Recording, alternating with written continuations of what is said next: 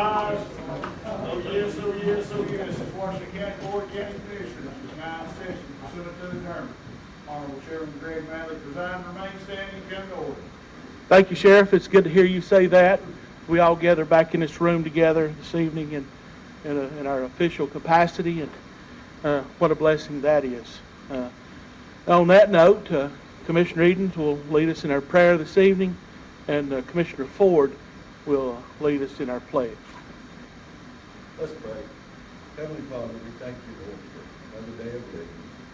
I acknowledge you and thank you, Lord, for providing your plan of salvation by sending your Son, Jesus Christ, to die on the cross for us. I thank you, Lord, for another opportunity to publicly glorify your holy name. Father, I pray that you be with this committee, this commission, our mayor, our leaders, and Lord, as we conduct the county business tonight, that we be mindful to put you first in our thoughts, our decisions. I pray that everyone has already come to you and asked for your leadership and your guidance, your discernment. And I pray, Lord, that we just do the very best we can and be pleasing to you, pleasing to the county and the taxpayers. And leave here feeling like we've done the best job we can. Father, I pray we show respect to one another as we deliberate, as we discuss.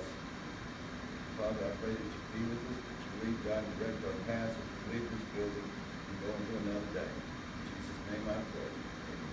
Amen. Allegiance to the flag of the United States of America, to the republic for which it stands, one nation, under God, indivisible, with liberty and justice for all.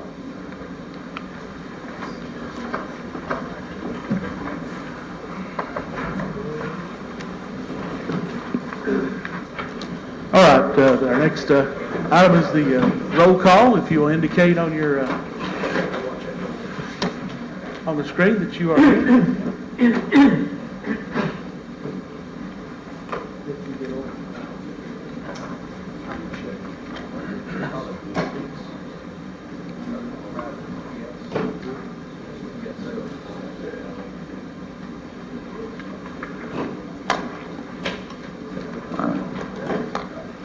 Mine ain't working. I don't I think we're already starting off with some technical roll call difficulty.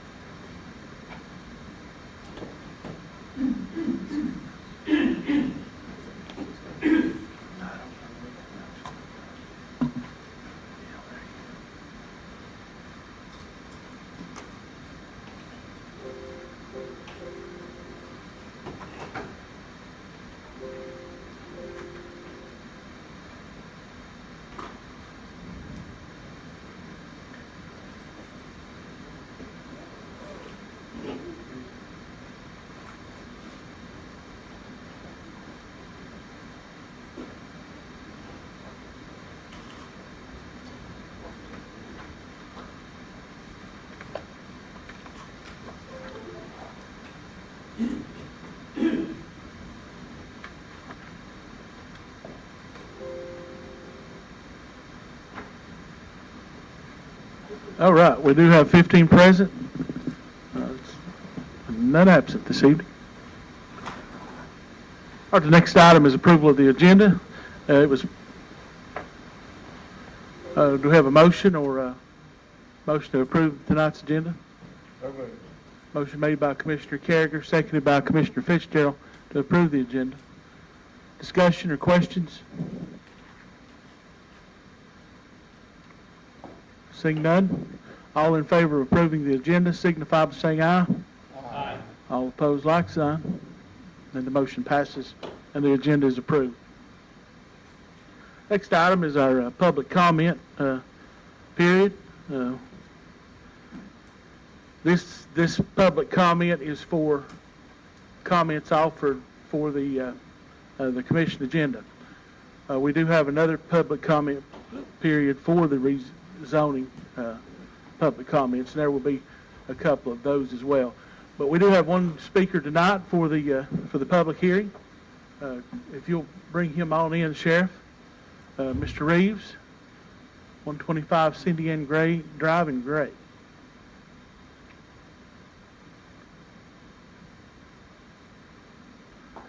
Hello, James. I have already gave your name and address to the clerk and told him that you had 3 minutes. And well, I have not made any apologies. I did do that for when we were trying to do some work on the roll call, but I've not apologized for you any. I have to say those all for me. So.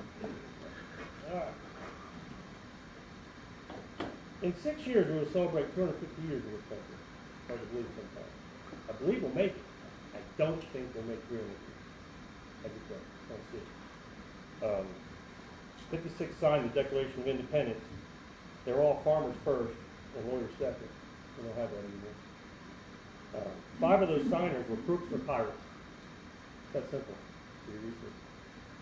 What do you think the federal government's like today? 70, 80% crooks, cronies, private policemen themselves?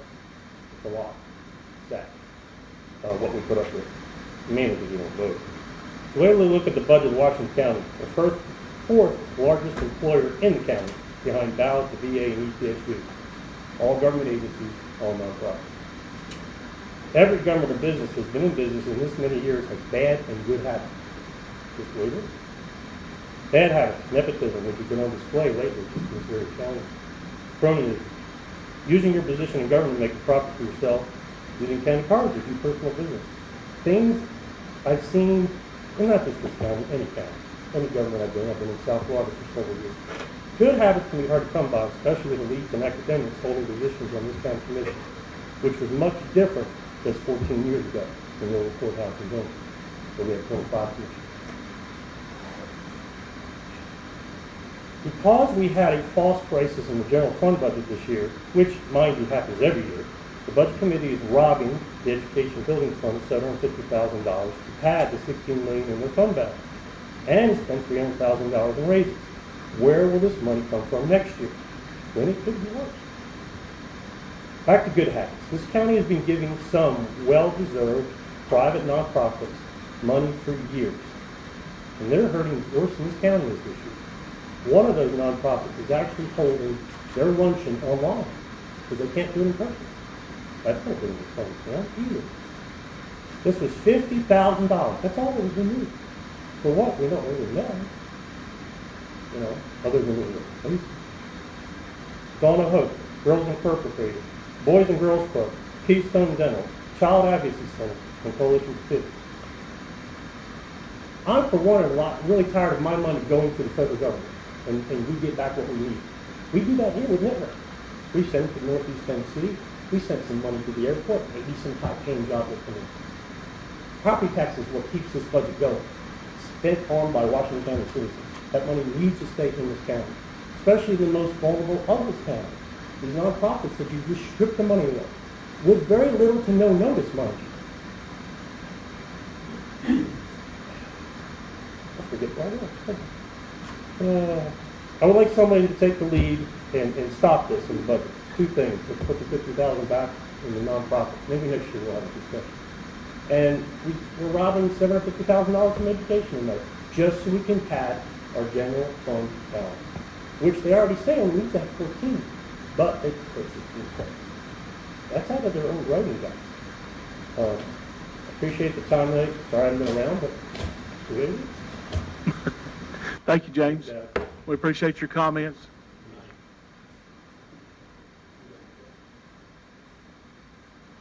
All right, that will conclude our public hearing for this evening on those comments.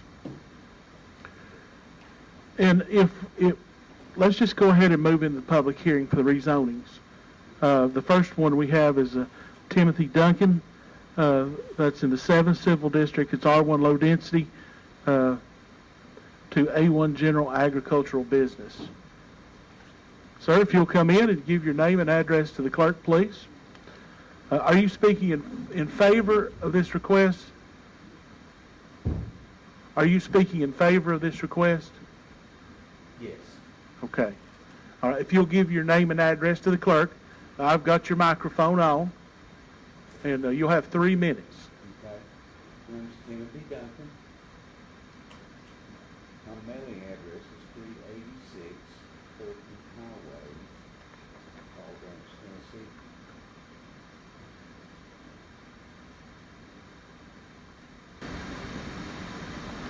And I was requesting this property be rezoned. I've got a gentleman that was, TDOT had came in and paid for a portion of the property. And, to do the road improvements. And, there's a gentleman that's interested in buying the property that's actually got a girl, his youngest girl is a senior in high school. She's starting college next year. And, it's zoned R1 right now, which they had disassembled the house when they done this. And he was interested in keeping her close to the house, so he was wanting me to try to get it rezoned so he could put a single wide trailer right there where she would still be out on her own, but be right there close to the house. So that was the reason behind me making this request.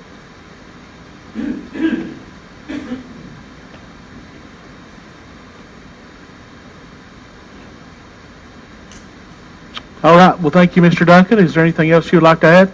No, thank you. I appreciate you very much. You're dismissed, and we appreciate you for coming down and speaking in favor of your rezoning. Thank you very much. Stay safe and keep praying. Well, yes, sir. We will. Thank you.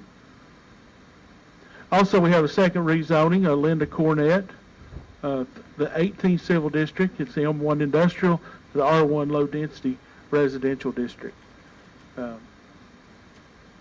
Ma'am, if you'll come in to the podium and give your name and address, please.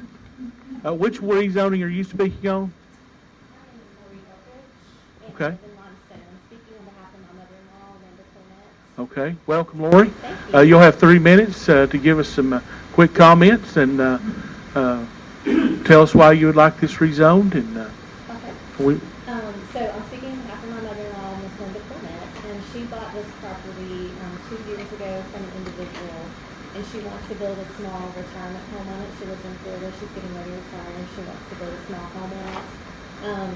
She bought the property, as I said, 2 years ago. She's been paying taxes and things on it. She went to get her building permit to start the process, and that's when she realized that it wasn't zoned appropriately.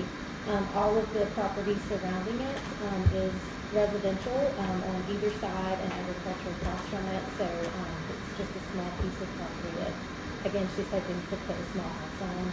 She's already done quite a bit of work to it. It was overgrown, there was some trash. She's cleaned all those things up, and so she's just ready to move forward with putting a retirement home on it, so she can be closer to family. all right.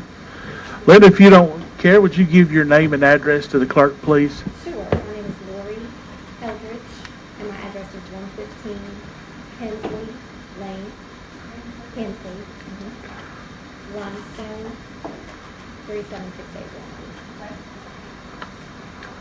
Lori, do you have anything to add this evening about your property or your mother's property? Okay. Thank you very much for coming. We appreciate you. All right, that concludes our public hearing this evening, and we will go back into regular session. Ms. Charles, if you'll come forward to the podium and give us our staff recommendations for these two properties.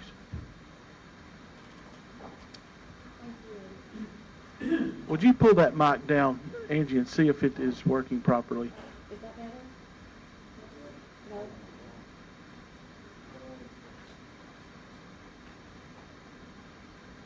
How about now?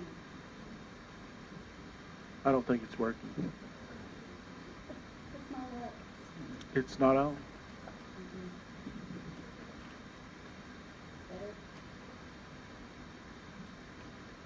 Better? Ah. If I talk louder, can everybody hear me? There you go. All right, we'll try that. So the first rezoning we have tonight is for the property located at 1403 Highway 93 in Fall Branch. And the petitioner is requesting to rezone to A1, which is the general agriculture district, and intends to place a single-wide mobile home residence on the property, as you just heard. Staff has not received any opposition to the request, and The Planning Commission unanimously recommended approval at their March meeting. The second request is for property located on McIntosh Road in Limestone, and the petitioner is requesting R1, again to place a home on the property. We have not received any opposition to this request either, and the Planning Commission unanimously recommended approval at their June meeting. Answer any questions? All right, thank you, Angie, very much for the information and all your hard work getting these together and getting them to us. All right. So these two items for your consideration, Resolution 2601 is a resolution rezoning a parcel of property in the 7th Civil District presently owned by Timothy Duncan. Do we have a motion? A motion made by Commissioner Light, seconded by Commissioner Carragher to approve the resolution. Discussion or questions?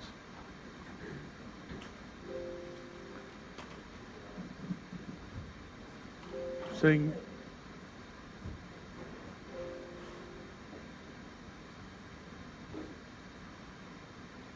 none, Madam Clerk, will you switch us to the voting screen, please? Go ahead and cast your vote and lock it in.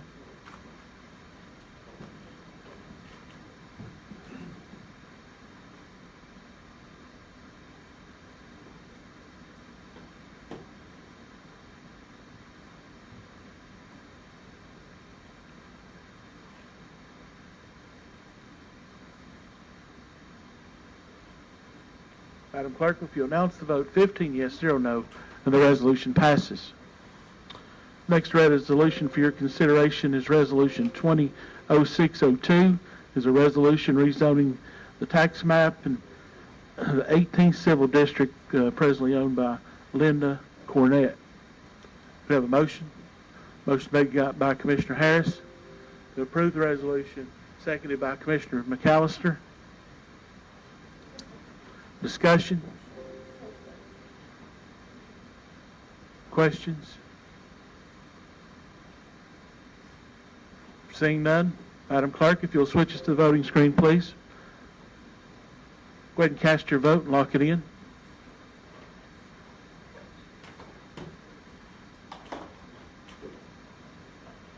Madam Clerk, if you'll announce the vote, 15 yes, 0 no, the resolution passes. Next item is the minutes. You've been previously mailed to you. That's the minutes from the April 22nd, May 6th, May 13th, May 18th, May 27th meetings of the Board of County Commissioners that were previously mailed. Do we have a motion to accept those minutes? Motion made by Commissioner Fitzgerald. Do we have a second? Second by Commissioner Edens. Accept those minutes. Any questions or discussion? All in favor of that motion signify by saying aye. Aye. All opposed, like sign. The motion passes and the minutes are accepted. Our next item is the report of the county mayor. Mayor Grandy. Thank you, Mayor. No report from the mayor. Next item is the county attorney's report. Ms. Wilkins. Thank you, Mr. Chairman. I do have a quick report. I'm happy to give you, perhaps show you seated since I can use the microphone. Well, I'm trying my best to turn on your microphone. There we go. Very good. Thank you. Yes, you may be seated. Thank you.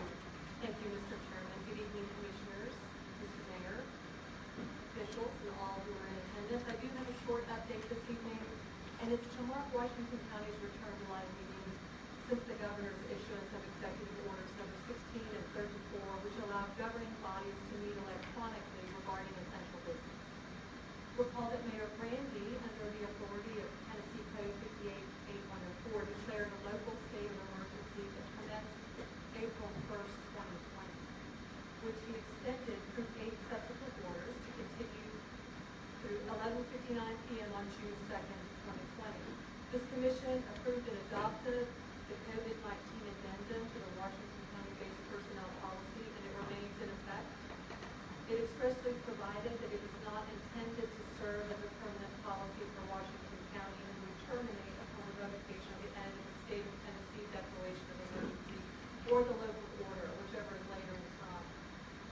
juncture, the addendum operates solely under the governor's executive order, which I believe will expire June 30th. If he does extend it, please note that the county has 9 employees currently on pandemic self-isolation. No employees continue to work remotely or with an accommodating schedule. That is information from today from our employee benefits coordinator. On a related note, after tonight's meeting, all pending business, in other words, all business that went through committee action before the onset of the COVID-related restrictions will have been considered by this body, with the exception of one matter, and that committee chairman has been advised, and that's in ATW. There's one matter there. Similarly, the county attorney's annual report on the Washington County Open Records Policy has been held for a future meeting after being presented to the Rules Committee on March 5th, 2020. Also on March 5th, I presented a summary of the Washington County IDB pilots as a bookend to Alicia Summers' November 2019 presentation on the Johnson City IDB pilots. This evening's agenda includes that update under the CIA committee report.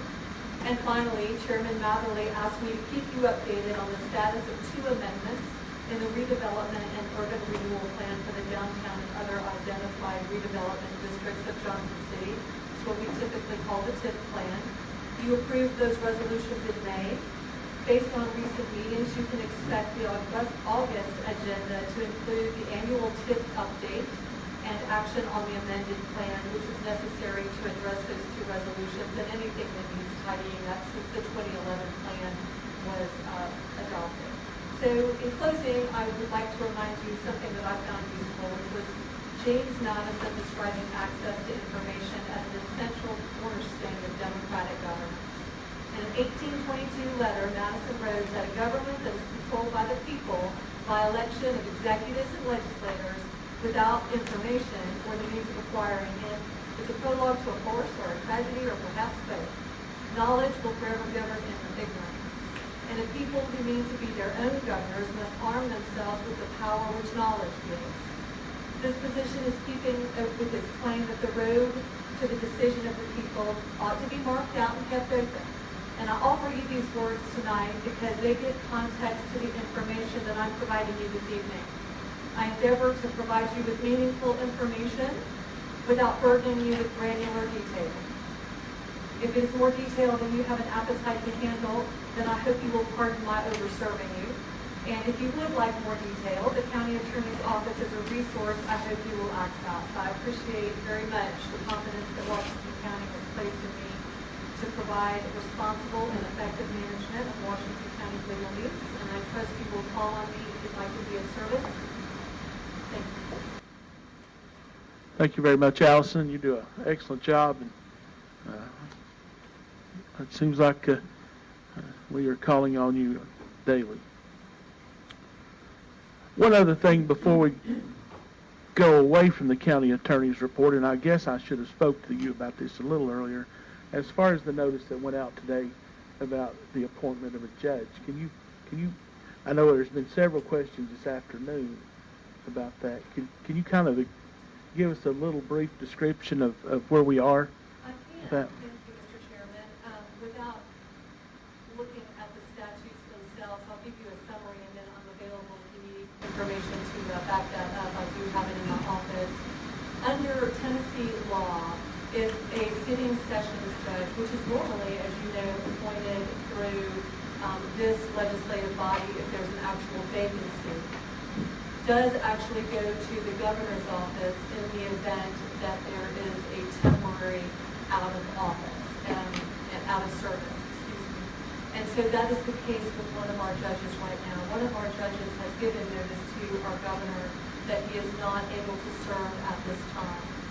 And as a result, the governor will have the appointment power. And I believe Friday, June 19th is the date of the notice that the governor's office issued advising that interested attorneys who would like to serve as a sessions court judge in Washington County could contact, and it has the contact information. And I believe it is open until July 3rd is the date that will be considered. If there's someone, a local attorney or a regional attorney that you'd like to have that information, if I can provide it to you, I'm happy to do so. And that will be a position that will serve so long as the judge who had gave his notice is unable to serve. Anything else you'd like me to address on that topic? No, thank you very much. We appreciate that information, and I'm sure if anybody has any additional questions, they can follow up with you. All right, next report is the Director of Schools, Dr. Flannery. Did you have anything that... Thank you, sir. Is there any questions for Dr. Flannery? All right. All right, our next report is the CIA Committee report. Commissioner Carriger. Thank you, Mr. Chairman. You have on page 22 the minutes of our June the 2nd CIA meeting. I'll be glad to answer any questions if you have questions at this time.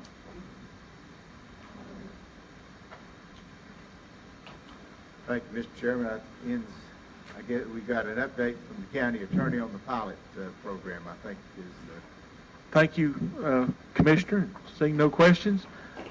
Backing up one step, Director Minnick, I did not see you back there this evening, and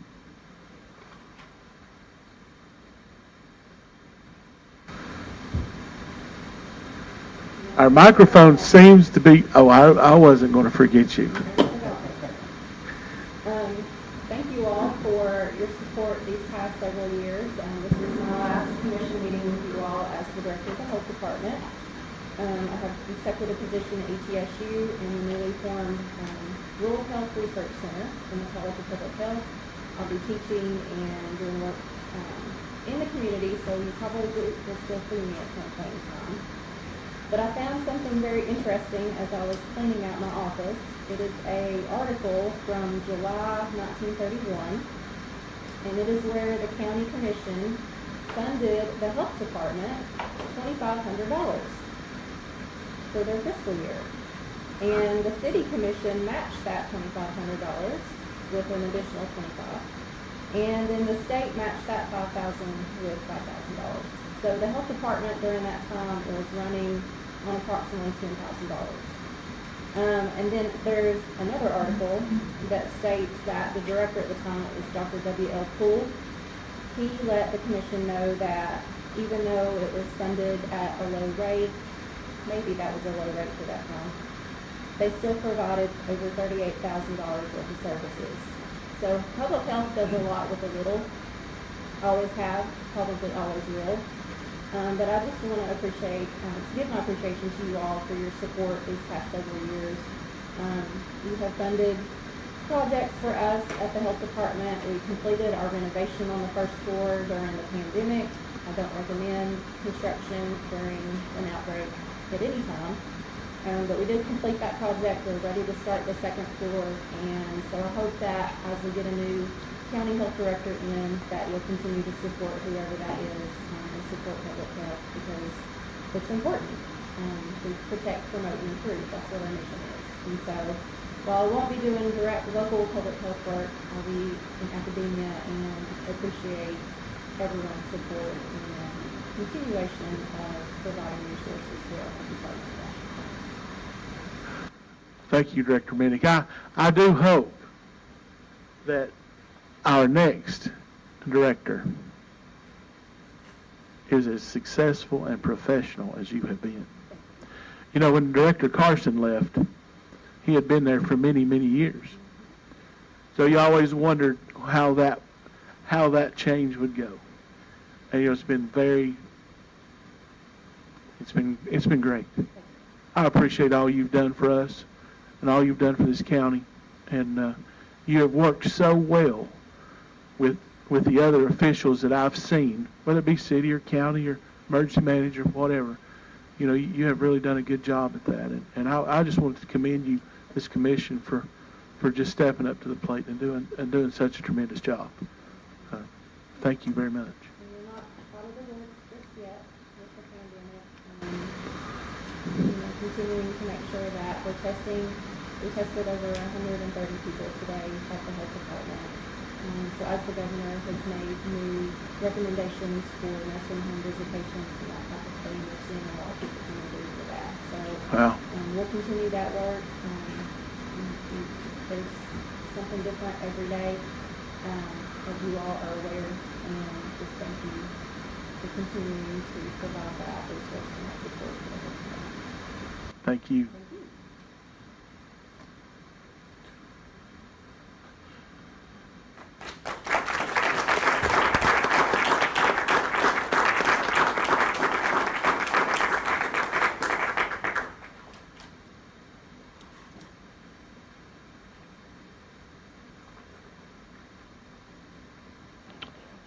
All right, our next item is the Rules Committee report. Commissioner Tester. Mr. Chairman, I think we were supposed to have an update by the county attorney on the pilot. Oh, yes, we were. Thank you. I'm sorry.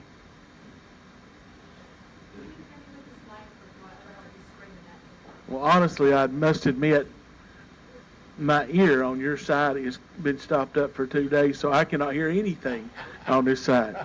So I'm just warning you of that. Okay, you're good. I've got your mic on. Very good, thank you so much. So I put on your desks this evening a short memo, which I will just kind of go through with the wording. We have it on a PowerPoint. I'm going to try to do this as quickly as possible. But this is something that you put on your agenda as an annual item, which was to have the Johnson City IDB pilots and the Washington County IDB pilots presented to you so that you can stay advised of these issues. So this was presented in summary to the CIA committee in March, and then here we are in June, and almost missed it till July. Volume? Volume, more volume. It's not hearing. Okay. Is there a button for the volume, or just use my voice? Because I don't want to scream anything. Turn it up. No, All you right. have to talk louder. Yes, very good. So what is up in front of you is a background and overview of IDB, specifically the Washington County Industrial Development Board, which is the Washington County IDB, is a statutory entity that's set up under the Tennessee Code Authority to organize industrial development, to promote industry, develop trade, and create additional job opportunity to the citizens of Washington County. It currently exists of 9 members, and under the statute, they must be qualified voters and taxpayers of the county. I've got a footnote that includes the 2 you most recently appointed to that board. A pilot, which pilot stands for a payment in lieu of taxes agreement, is effectively an agreement by which an industrial development corporation, the IDB, owns property which it exempts from property tax. And then through the agreement, there will be additional terms which bring that property back onto the roll. The Washington County IDB enters pilot agreements through the authority that's delegated to it by the Washington County Board of Commissioners. Now, a county can grant a blanket delegation, which is basically what Johnson City does, delegate authority with some parameters, which that's probably more accurate than Johnson City, or require that each project be approved on a case-by-case basis. Washington County requires approval of each project on a case-by-case basis.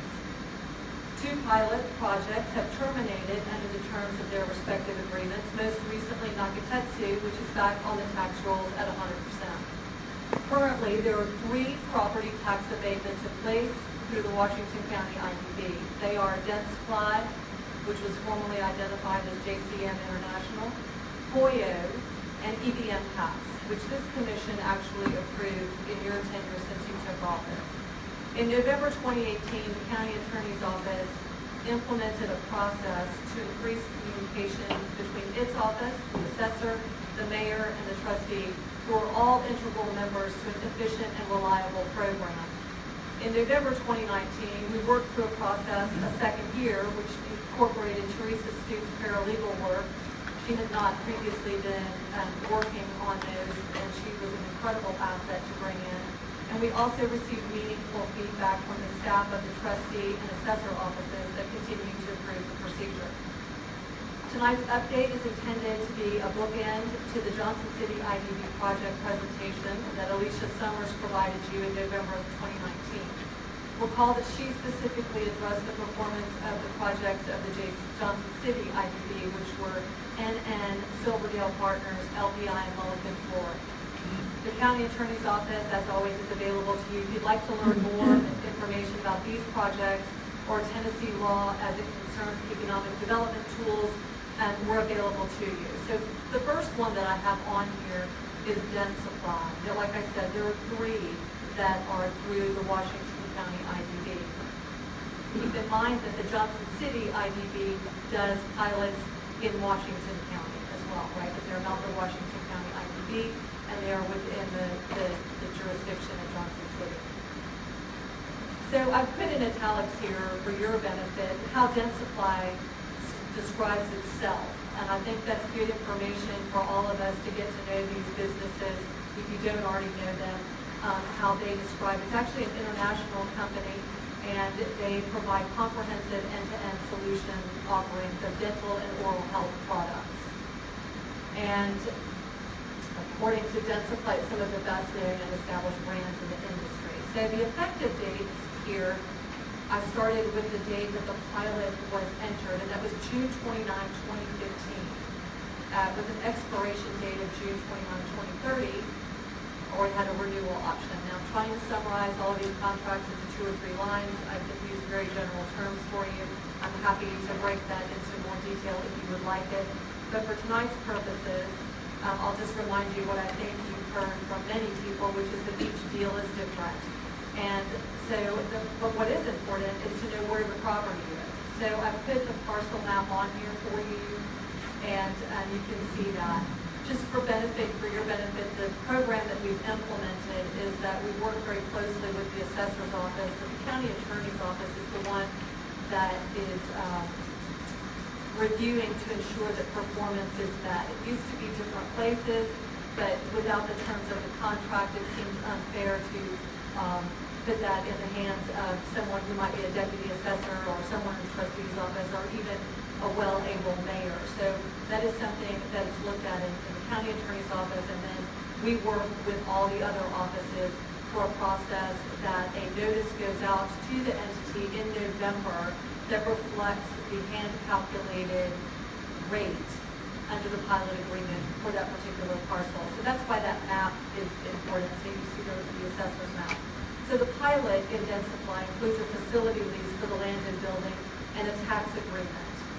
This one is interesting. I think that you will find it interesting that it pays rent actually to reimburse for the note that was issued. And I've got the amounts here. The director of accounts and budgets confirms when the rent payments come in. He works with the trustee to make sure that they go to the right account, which is the account that funded the project in 2015. The resolution number is included here if that's something that would be of interest to you. But I do think that you might know that in the first year, the rental was $25,200. We're now in the second year, Wheaton County, and that is a $37,200, $3,100 monthly payment to the county. And we work with the trustee's office when that payment is received. Teresa monitors it, and we keep up with that on a monthly basis, in addition to any other performance that might be under the contract. So this one has a very particular term, which is no payments in lieu of taxes prior to the end of the lease, which is 2030, unless Densify does not meet its performance requirements as reported after the 5th lease year. We are now into that period, so we will be expecting their first performance report here shortly. And the benchmarks I've included here in the middle of the page is 171 qualifying employees as full-time employees. There's actually a higher number that they said that they were hoping to meet, but this is the benchmark that they need to meet under the terms. And they will have invested $13,278,811 in order to enjoy the benefits of this agreement. And again, that is the benchmark number and the percentage of the total number that they were thinking that they would invest. Something that I think is important that I've been watching this spring that you might find of interest, I've included here, is that between March and April, our governor did issue 2 executive orders that directed Tennesseans to stay at home unless it was essential activity, and 2 of them were very particular about dental services. And so one of the things that we've been watching in the county attorney's office, just trying to keep advised of how COVID could be impacting agreements that we have in place is that Dentsply did notify the Tennessee Department of Labor that they had a temporary layoff during the time of COVID. So, we try to monitor what our business partners are experiencing in real time. And I think that's something important for the county to be considering what they are actually experiencing. So the next one is EVM Pass. I think y'all are very familiar with that one because you approved it in 2019. They actually finished their lease agreement, which was an equipment pilot. Remember, you can have a pilot payment in lieu of taxes on real estate or equipment, or both. This one is for the industrial park.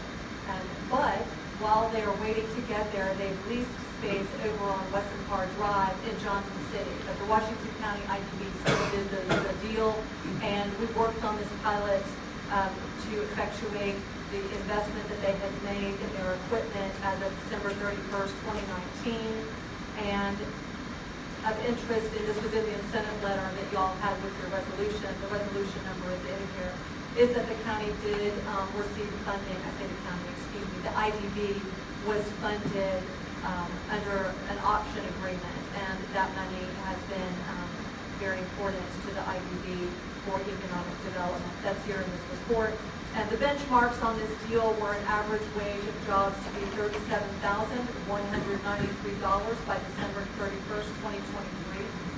And the new facility that they would be building at the Industrial Development Park would be approximately 110,000 square feet with an anticipated total capital investment in construction and equipment by December 31st, 2023 to be $37,193. And I put a citation in here. If you can't find it, I've got a copy of the Business Journal back in June 2019 that gave some detail on this company. But they are in Johnson City, up and running in that temporary space. And finally, in the industrial park is Koyo, which is Koyo Bearings North America, formerly known as a couple of other names here. Again, I didn't remind you that EVM Caps makes fan and cooling machinery for medical and all kinds of agricultural, air conditioning, ventilation, automotive, refrigeration, housing, a lot of applications, IT. And then we have Koyo, which makes bearings and is a leading in engineering and manufacturing automotive. So they're out there in our industrial park. This one is a complex deal. When you look at this parcel, you'll see that it's divided in different lines, sectioning out the property that they have. This one we do have reporting on because they've been out there since they first came online in November of 2006. So this was one of the original pilots, the first three in the county.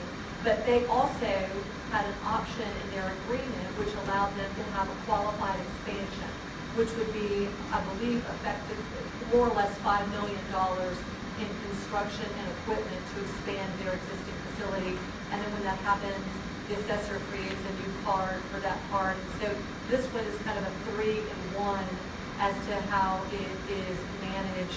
But some of it is back on the tax roll. Koyo also, just kind of looking at what your assessor, your trustee, county attorney, and mayor look at with this, is that this one, Koyo also has other property that's not subject to a pilot. So that's all broken down in different tax notices that go out to them. We work very closely with Koyo's lawyer, so they're kept advised of this.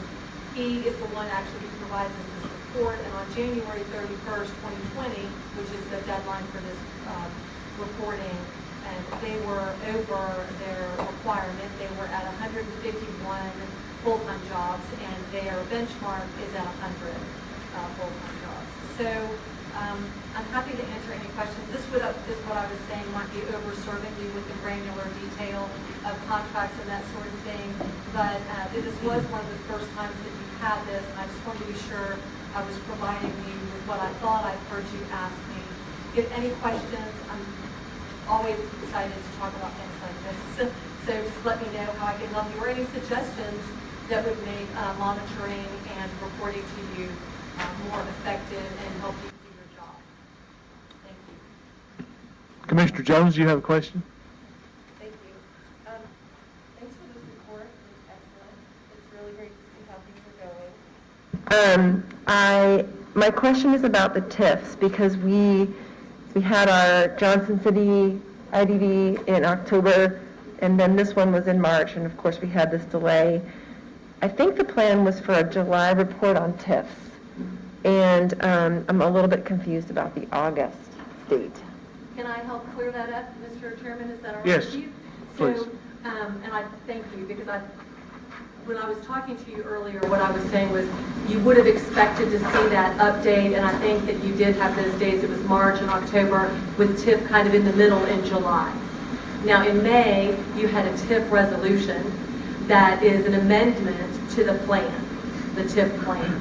And so there needs to be time to incorporate that into the plan, which we've already started working on and are working with the JCDA and Johnson City to get that plan together. But I'm of the view, and it's my recommendation, that we have that in final form to show you in your committee meeting in when the month that it's going to be considered, so that the committee has the opportunity to address it before it goes to the full commission. So that it not be in draft or in a theory.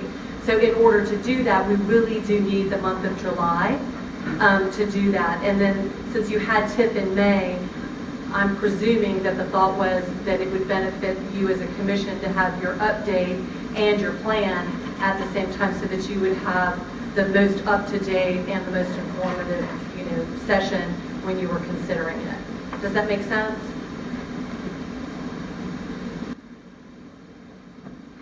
It does. I would like an update on just how our current TIF properties are functioning, like just a benchmarks report, which I don't see as, I know it's the TIF, so our TIF agreement is one thing, and then all of the existing projects are a separate thing. So I don't know if other people have an opinion about this, but I think we could probably get an update on the projects in July, and then and still give you through as much time as you need to work through our current TIF agreement, which is kind of going forward as opposed to what's currently in place. I don't know if anybody cares. Does anybody care about it? Doesn't matter to people. Okay. Well, if we can do it, Commissioner Harris.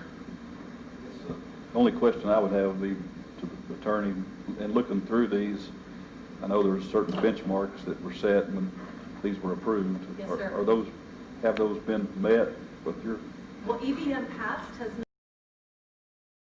first reporting period since they just signed their deal in 2019. Dent Supply will be reporting here shortly. They're coming around the corner on theirs. Coyo, I did actually, and I gave you a screenshot because I thought it would be helpful for you to see, and that's the one on the very last page, and it shows the number of jobs. And then when you look at the actual report that's tendered, it has the employee names and that sort of thing, and I really didn't want to put the employees' names and that sort of thing in this report.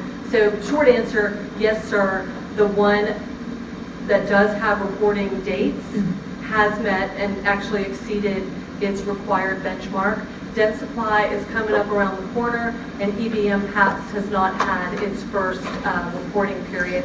It just went into effect December 31st. I recommended, and Alicia Summers with NetWell affirmed, that we would try to keep the Washington County IDB reporting deadlines on this January 31 calendar point, so that we could, as best we could, put them in some kind of summary fashion for you. Dent Supply is in July, so it's at the end of July. That's already been done, so I couldn't adjust that one. But you will see those, and I'm happy, on July 31st, if you'd like an email from me, just let me know. I'm happy to give you information in real time if that's a benefit to you. And going back to your point, Commissioner Jones, my recommendation on putting them together was, part of, obviously it's the chairman's agenda. I defer to him to plan his agenda for efficiency's sake. But one of the things I am mindful of is while we're using our time going through the TIF, just when I can be a proponent of touch it once, I try to do that. And so, getting the JCDA together with us, going through all of that, getting that information together. I would respectfully request that we put it all together in August so that whatever presentation it is, we have the benefit to make sure, TIFs are different, and our TIF is very particular because it's a district TIF. So it may not sound like a heavy lift to get that update, but I do think that the people who would be doing that work, because I don't monitor those per se myself, but I do look at the terms and want to make sure that we have the highest standards in place of what we have for reporting and that sort of thing. If you could give us until August, I think it will serve the county commission very well to have a more meaningful report to you. Commissioner Jones, or Malone? I just had a question about the Coyo one. I know EBM Pabst is brand new. Densply, you've referenced the expiration date. I was just curious how much longer we had on the Coyo pilot. I didn't see an expiration date for that. And it may be that there's several dates. That's exactly why.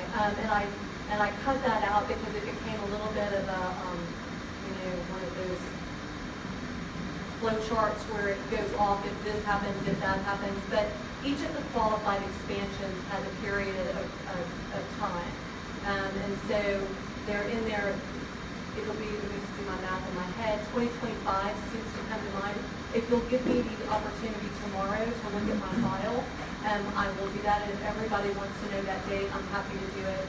That would be the example of not having overserved you and being happy to get back with you for details if you're interested in that. Thank you for asking.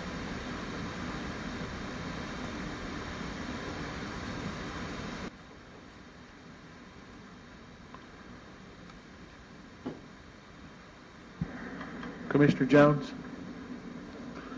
I want to come back to you just a minute.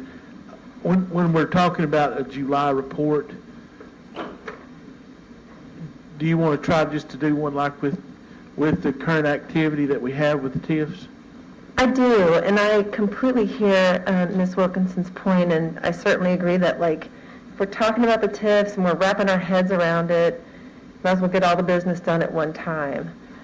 But it's also really important for us to hear about our TIF projects on a regular basis, and I'm just hesitant to put it off another month. I don't feel like we hear from all the different stakeholders that we work with across the county enough, and getting them in on a regular schedule I think is important. And hearing about the projects we have right now, sometimes that's, I just think maybe it's timely, but I guess I could go either way. I don't mind to add that to the July agenda. It would just be an update type thing from Mr. We could certainly Cantler. talk to Ms. Cantler or others and see if it makes sense to them to wait.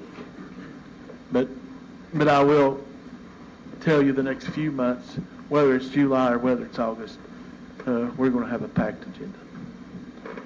So we can do July and August, or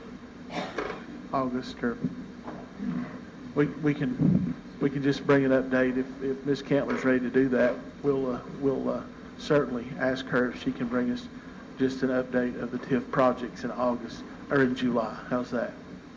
That sounds great. If she would rather wait until August and do it all at one time, would you rather me just do that? That sounds fine, yep. Okay. All right. All right.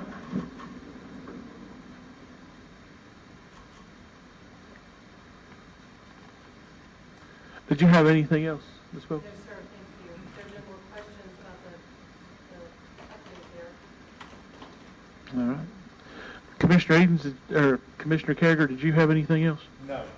All right. All right, that'll conclude our report, the CIA committee.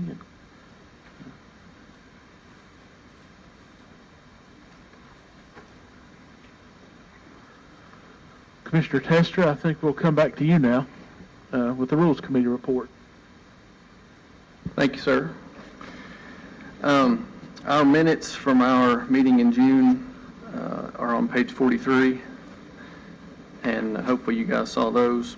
We do have one resolution for you tonight, and it's something we've been working on for a while, but it was kind of off and on because other things kept coming up and being interjected in the middle of it. But if you will recall, when we chose our Committee on Committees, we had a lot of questions and confusion, etc. that night, and our committee has tried to work on the voting procedure and the way this rule is worded to clarify those kind of things as much as we can.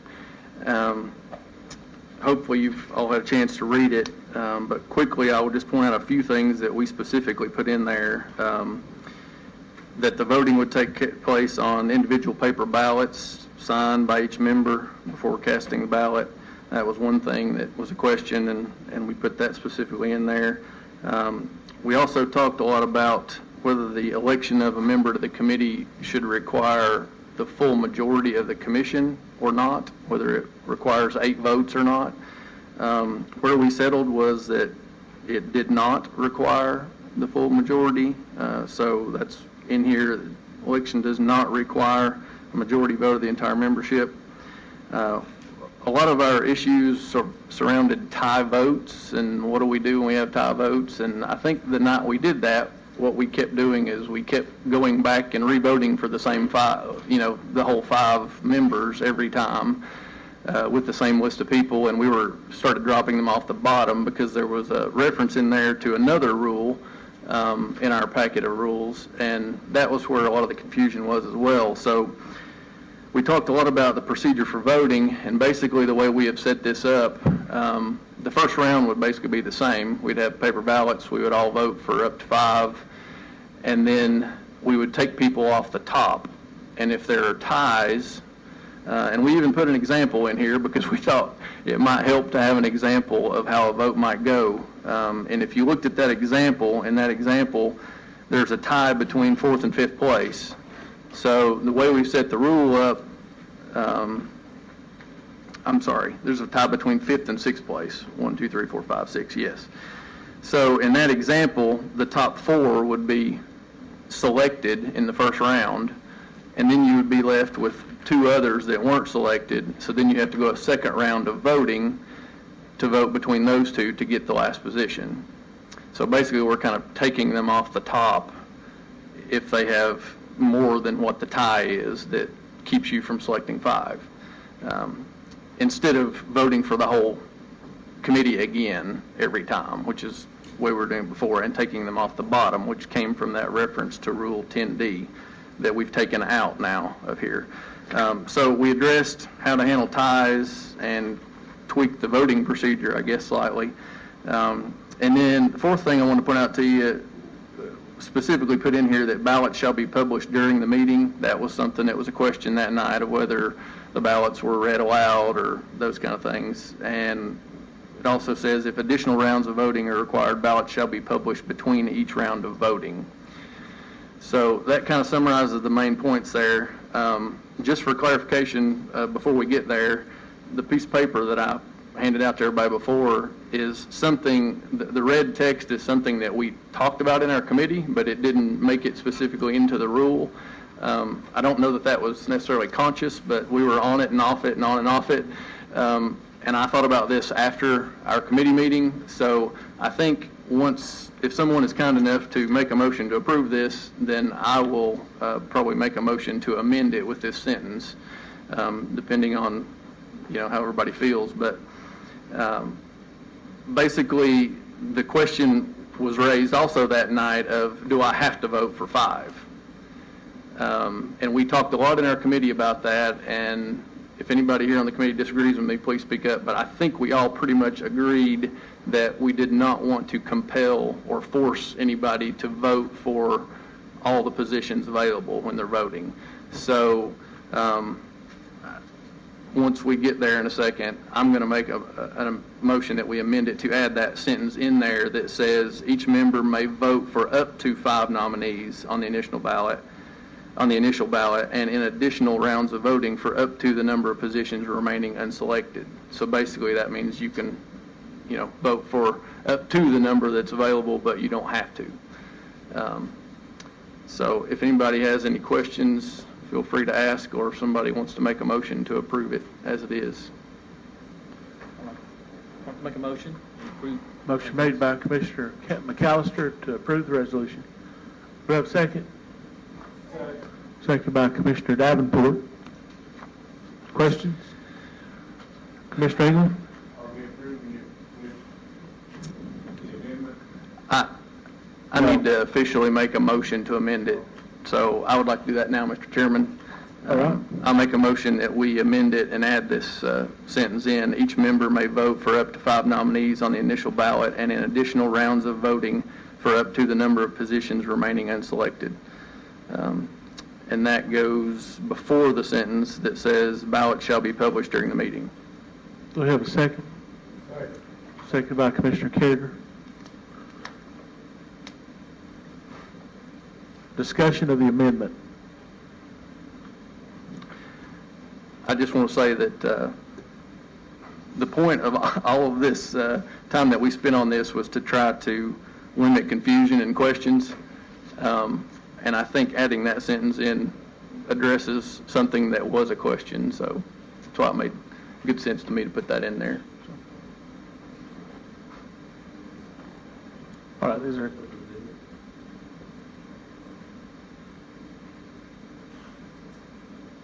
Call the question on the amendment. Is that what I couldn't hear, sorry. Yes, sir, call the question on the amendment. Thank you, Commissioner Wheeler. Madam Clerk, if you'll switch us to the voting screen, and we'll go ahead and be voting for the amendment.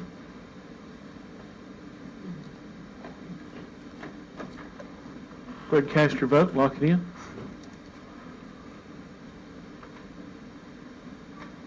Madam Clerk, if you announce the vote, 15 yes, 0 no, and the amendment passes. So we are back to the resolution as amended. Is there any question or discussion on the resolution as amended? Question's been called. Madam Clerk, if you'll switch us back to the voting screen, we'll be voting on the resolution as amended. Go ahead and cast your vote and lock it in.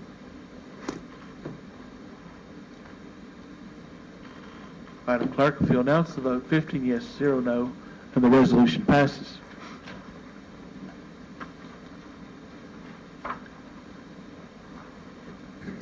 That's all I have, Mr. Chairman. Thank you. Thank you. Any questions for Commissioner Tester before we let him off the hook? All right. The next item is the Budget Committee report. Commissioner Wheeler.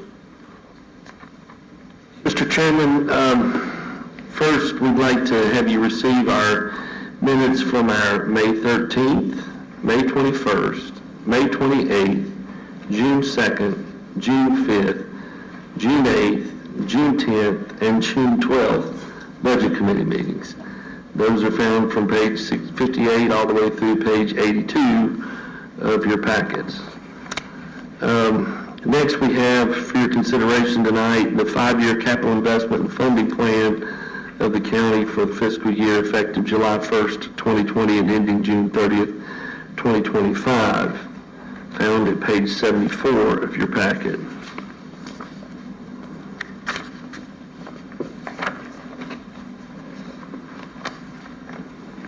All right. Mr. Meredith's here tonight, can answer any questions.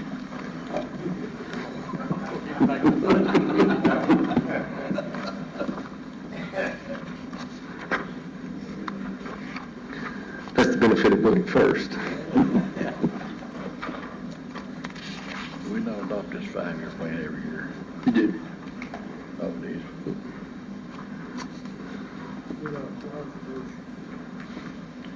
Is there any questions? And this comes to you from the committee, and so I'll move for, to adopt the 5-year capital investment plan. We have a second. Second by Commissioner Malone. Is there any questions or? Commissioner Harris? Yes, in looking through this 5-year plan, one thing that I don't see is any money for any water projects in the county. And that's something that's desperately needed. I just wonder if that took into consideration, or how was that handled? we got a lot of talk about it, we talked about planning for water, got to get anything done. So. And nothing has come to us from the task force at this point to the budget committee to consider, but that's absolutely correct. I guess the question would be, where should this start? And I would think that process would start with the task force bringing us something to put into them.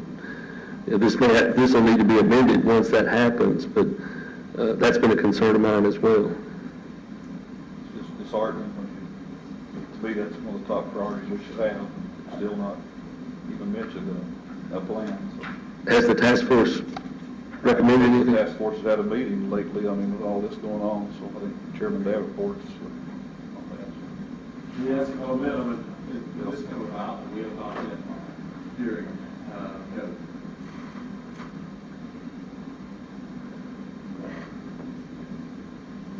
I'm not sure legally we could have.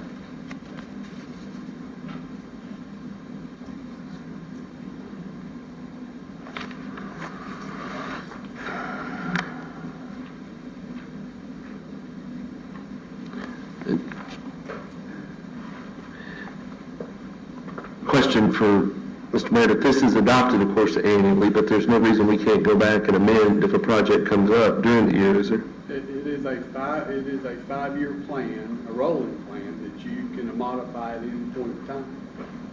So that's correct. Commissioner Jones? I would just say that our progress on all three of our initiatives that we set in January has been slow because of all the disruption. And to the extent that we can all get back on track with those three projects and start looking at those, we need to do that. We would normally have an update at the July meeting, and if folks have stuff to report in, if the water group meets, I know the Communications Advisory Board has met a few times by Zoom, but really just inching along because of so many things that have been changing. We do want to get back on track with that stuff, so I would support what Commissioner Harris said here today. If the task force meets and can start talking about, even if we're not talking about specific projects yet, if you're working on that, but also working toward funding, and what fund, I assume there may, I don't know this, but there may be some grant funding available, and what we need to put into our plan, our 5-year plan, then we come back and amend. And I would say immediately, it's one of the top 3 priorities of the commission, so I think we would give you all the deference to look at that as a commission. But I think there probably has to start somewhere with some discussion about how much do we need to put in for what years for the plan. And because that's going to be an ongoing project, obviously that's a huge amount if you look at your whole entire need for that task force. But as you start planning, okay, we want to do this project and this project, let's put these amounts into the debt or the capital projects plan.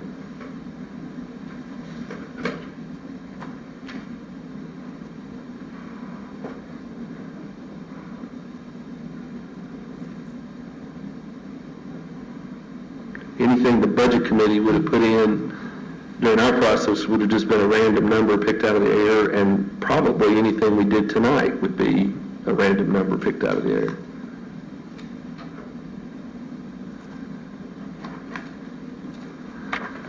They have a list of several projects that they've identified that's on the list that was done earlier. I just think there's going to be a sooner than later discussion of funding and how to pay for those projects. I couldn't find it. I didn't add the two together. You got to add them up. Commissioner Tester? Since you just mentioned funding, I did notice in here, it seemed like when we all ranked all these projects several months ago, it looked like that was taken into consideration. I noticed that was in the packet. But at the same time, like the fund balance that's on these as early as next year are quite a bit negative. And I'm just wondering if there's an idea or a plan there as to like the projected fund balance at the end of the year of 2022 on the general government one is minus 821,000. And then on the education one, it's minus 1.3 million. Is there something there that? What we had to do, Commissioner Tester, was get 2021 in budget in balance. Right. And so by doing that, we deferred some items to 2022, which resulted in that function. I suspect in 2022, you'll either look for, a reallocation maybe of those things in a 5-year plan when you set your budget, because you certainly wouldn't be able to budget a negative fund balance.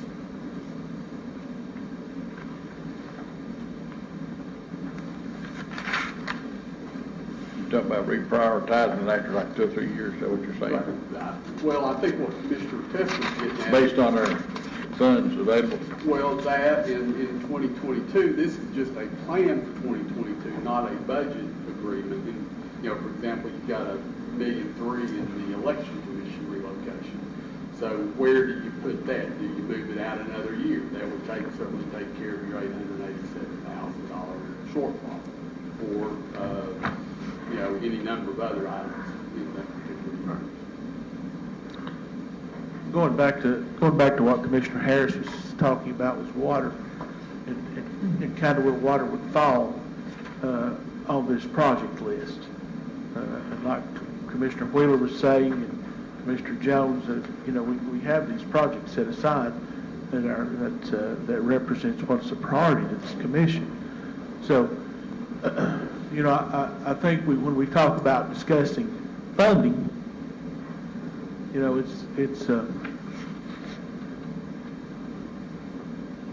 I think the Water Task Force has some projects identified, and the cost of those projects, they're going to move along pretty fast. Wouldn't you agree, Commissioner Davenport? I mean, so funding for these projects could come sooner than later. So. Selecting a project, we are set up to select projects, all right? I think we've got to be important, we're good about that. But there's a study to be done of how much money this is going to cost. This is different, is a timely process. So that's where we'll get slowed down a little bit. It starts with selection, and then we'll not study done, and then we'll come back to money. Is how I think of it. I assume there'll be some time that it'll take to look for if there are state monies available for those projects as well.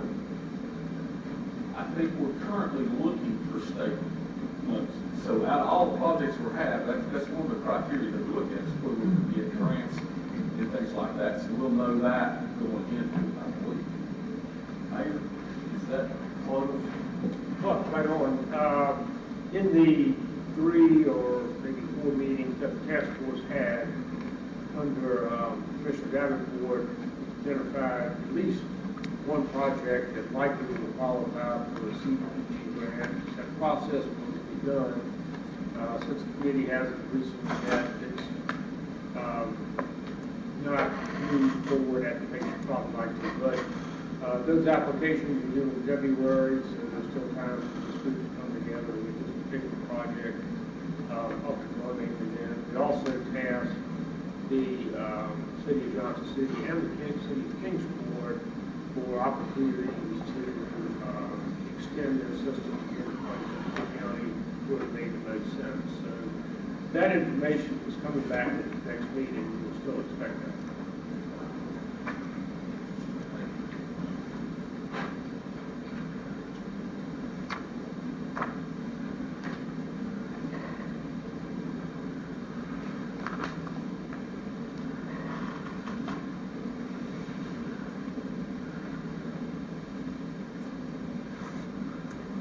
Commissioner Williams.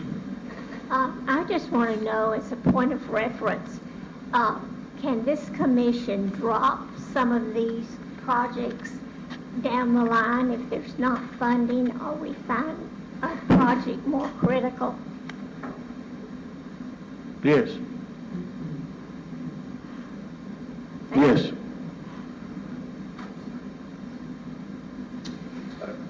Mr. Chairman? Greg? Yes. Yeah, and I Mr. do Mayor. want to remind the commission, what you see on this schedule is really just a blueprint, if you will, or a list of items that the commission will consider. Every capital project that we enter into comes back to this commission before it commences. So whether it's capital for the schools, or whether it's capital for, in the historic courthouse renovation, it'll come back to this commission as a project to be affirmatively approved before we move forward with issuing purchase orders and starting the project. So most definitely you have, a lot of say in what, you have total say in what projects we do or do not do. But just because you're approving this list doesn't mean you're committing to spend the money. Is that what you're saying, Mitch? That is correct. That's exactly correct. This right here, this motion is not even budgeting anything. This is just looking at a plan that has a bunch of projects on there that they considered. It's not even, we're not even talking about the one budget. Commissioner Harris? I guess the only thing that bothers me, we've got on here, to build 2 new libraries for $3 million, which I know it says to be decided on a date. We've been talking about water long before I came on the commission. I know we have for the last 2 years. There's not even a line on here that even mentions it. I just think we've got a lot of our priorities twisted around. We had the meeting not last year, but the year before last, and that was the first number one thing when we all voted. Yet, we're over a year later, and we can say it was because of COVID, but this was before COVID, and still nothing's done. So I know I'm on the committee, and I know I missed our first meeting because I was sick, but, I want to do all I can, and I hope everybody else will, to make sure that we can get on it. And I know a lot of people has good ideas. Mr. Fitzgerald has some real good ideas, I think, on moving water forward. So hopefully, that's what sort of bothers me. It's not even mentioned. Would you like to make a motion to add that water to that list tonight? I don't know. Looks like we're already in the hole on this list. I think we're going to start cutting some of these things. I would, like Mr. Tester just said, with 2,000 this year, we're promising more than we've got to spend. So, it'd be hard tonight to sit here and start going through it, I think, and see what we cut and put on. But it would be nice to have somebody on at Water. I don't know if Chairman Davenport would give me more of an expert than me as far as the figure. But I'm not really familiar with any of the costs that we've gotten back on these projects. All right. I think if you're going to put all figures out, put $1 million. We can put it in there. I mean, from what I'm hearing and I'm understanding, this is almost like a wish list we're putting in here. It doesn't, there's no movement on that list. So we can put something in there or not put anything in there. But we can go forward and whatever we want. And if you're suggesting that we put it in there under this year, then I would ask, are we going to be ready to spend $1 million this year? Yeah, I mean, if we put it, where we put it in the plan is important too. There's no reason we can't come back and add it during this year and figure out what we move, because it makes a big difference if it's $1.2 million or $1 million, because that's 200,000 more we need to move out to another year. So if you all come back and you're ready to spend it, I think the majority of this commission's committed to that being a top priority. We moved it, but it makes a big difference what amount you need. And if you pull that out of the air, then we've got to start moving things out of this year to next year when we really don't even have a project, that's ready to move forward yet. And that's true. And I'm fine with moving on about it, because that's at least the things that's in this list. you know, it's not like they're approved Correct. to work around the next year's budget. So if we don't have it in there, I'm fine with it.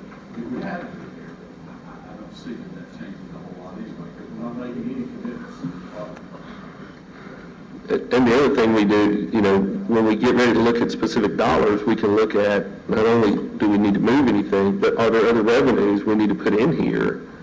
And you know, I think we may need to find some specific revenues to go toward water.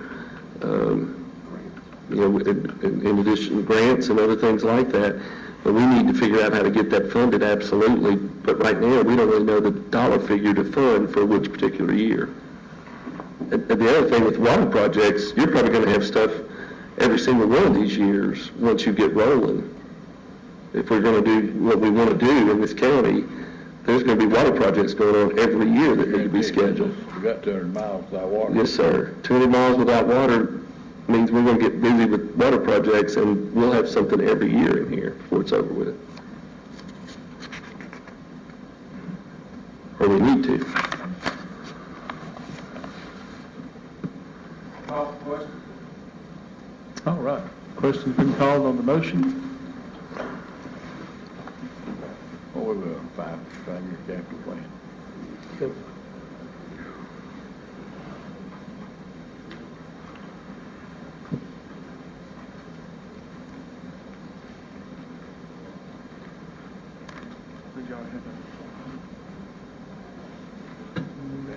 All right. They've already got it on the board, so we'll go ahead and cast your vote and lock it in.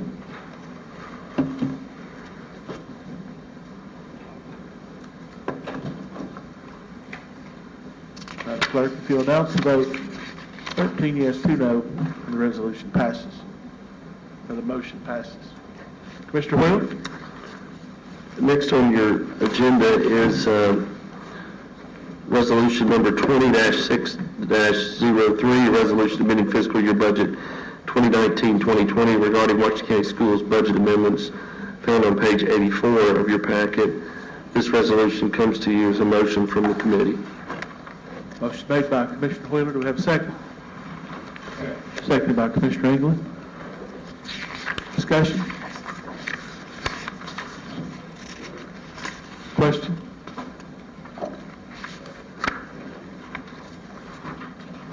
Call for the question. Question's been called. Madam Clerk, if you'll switch us to the voting screen. Go ahead and cast your vote and lock it in.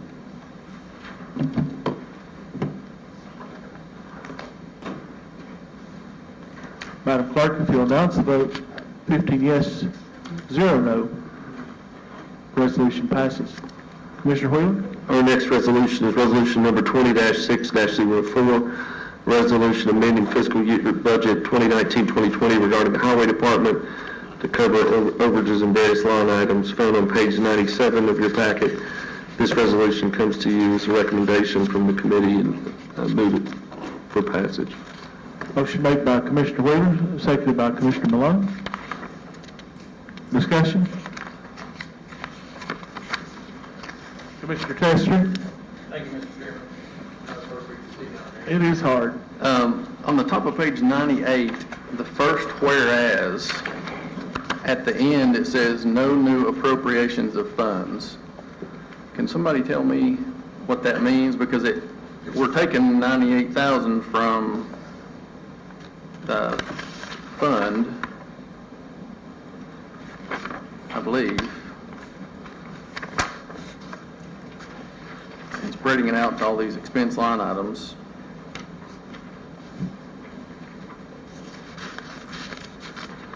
I'm wondering if that's an error that should be corrected. Top of page 98, it says it represents no new appropriation of funds, but we're taking money out of the fund balance to pay for all these, so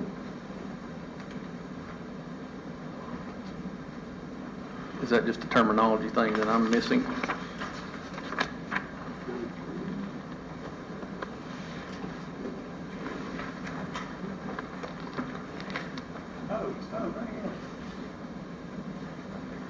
I don't say that.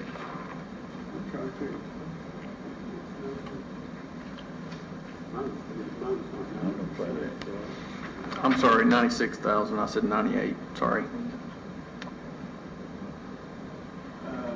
Where does it say that at, Robbie? Top of page 98, That, under the first whereas. Appropriation of Mr. Dickens' fund balance. But, That's right. well, that's what I would have thought. So maybe we need to amend it with, put a period after items and take that last part out. Probably just strike that entire whereas.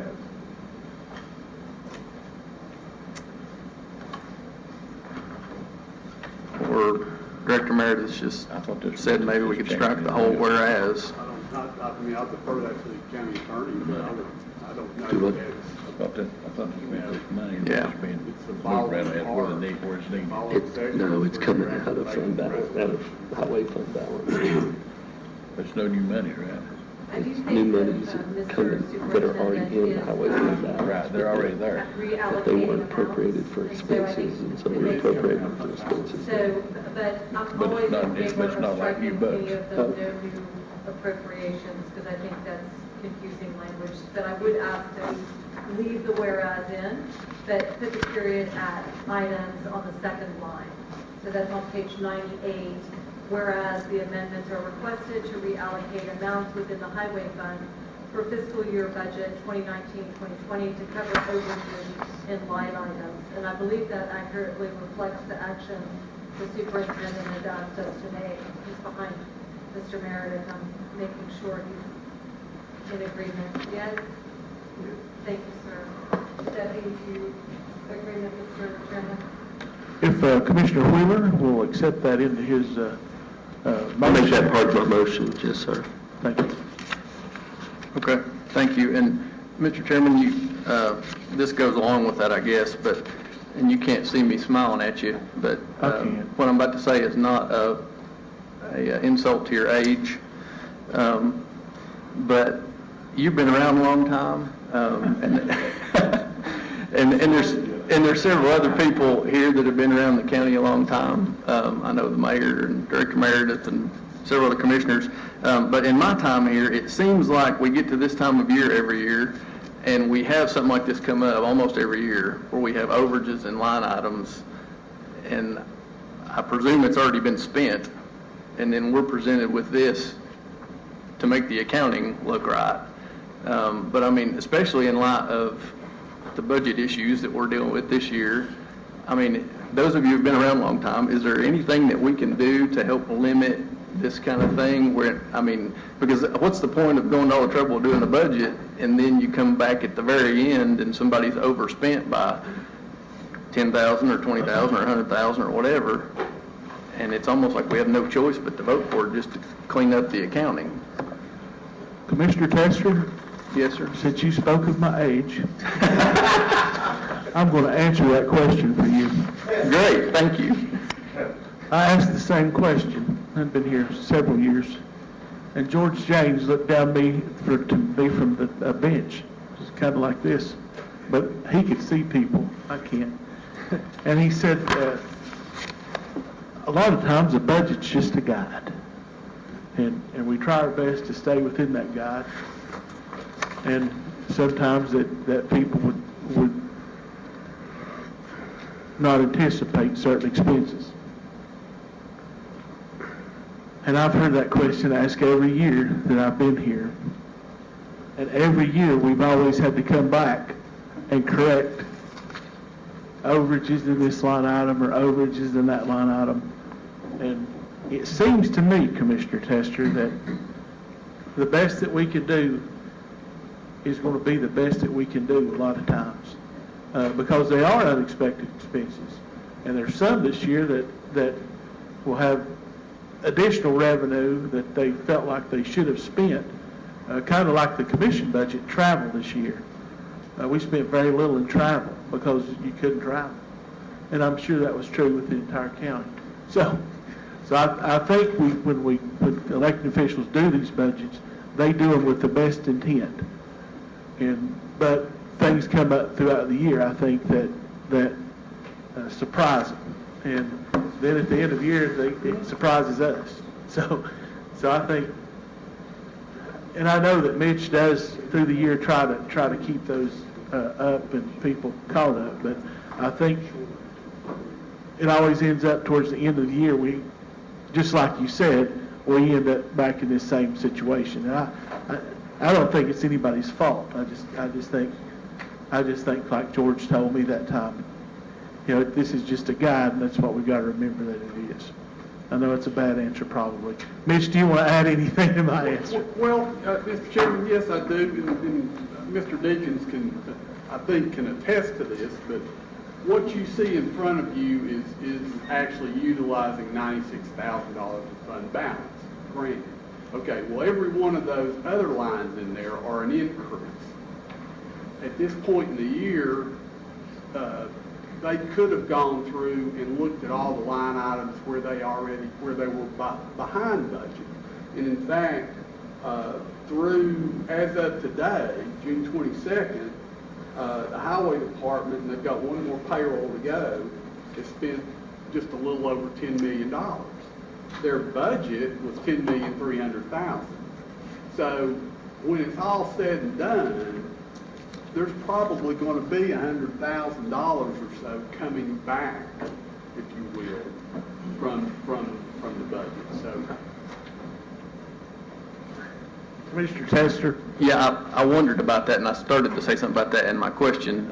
But in one of our packets in our workshops the last few weeks or so, you had a chart in here of the highway fund balance, and it showed it going significantly down from 19 to 20. budget, I think those are budget changes. And the other piece of Well, but the fund balance is also on here. So I wondered if maybe there was that much difference left over that was going back into the fund balance, but based off of that chart, it didn't look like it. So, and I'm not trying to pick on the highway department or anybody in particular by asking this question, but I just, I mean, very seldom does a budget amendment come here during the year that it gets voted down. I mean, almost always budget amendments are, so I didn't know if it's, if it's an issue of maybe not budgeting, properly or as good as we could on the front end, or if it's, a situation of just not keeping track of the line items and which ones are going negative, or, what it is throughout the year. But And the thing about that line item, that was employee insurance, health care, so we had to cover that. There's other line items that are over, we did not cover them because as long as the bottom line in that category, like 62,000 is not over, it doesn't matter if that line item's over, but when it's the employee or benefits, we have to show that as being either zero or a plus at the end of the year. Yeah. Okay. Commissioner Malone?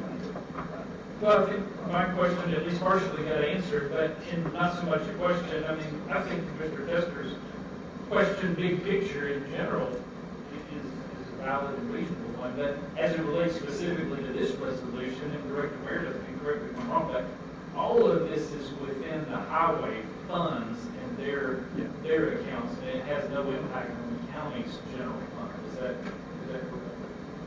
That is correct.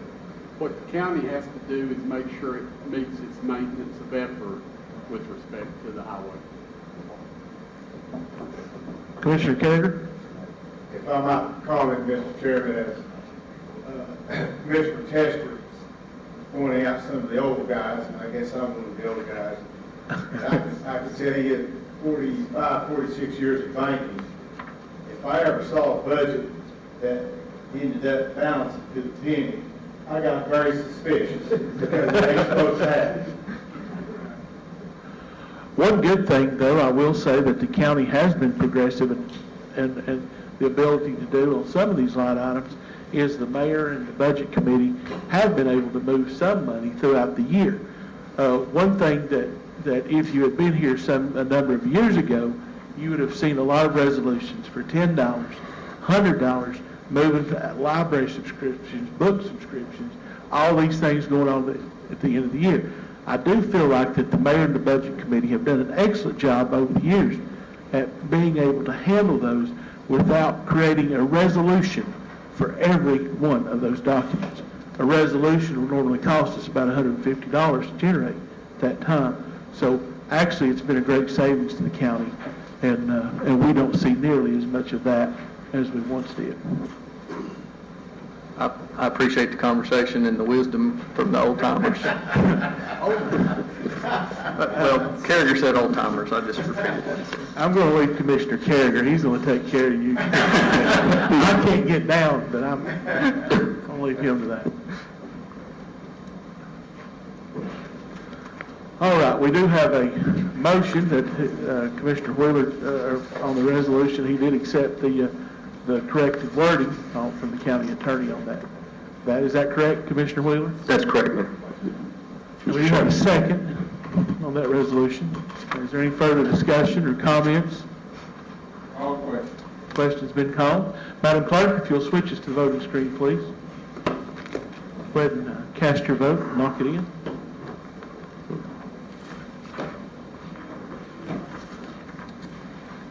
Madam Clerk, if you'll announce the vote, 15 yes, 0 no, and the resolution passes. Commissioner Wheeler? Our next resolution for your consideration tonight is Resolution 20-06-06, resolution amending fiscal year budget 2019-2020 regarding pauper burials, found on page 102 of your packet. I would note this does not change the policy. This is just this year's budget, and it comes in the form of a recommendation from the committee, and I move for approval. Motion made by Commissioner Wheeler. Do I have a second? Seconded by Commissioner Fitzgerald. To approve the resolution. Discussion? Questions? Call for question. Question's been called. Madam Clerk, if you'll switch to the voting screen, please. Go ahead and cast your vote. Lock it in.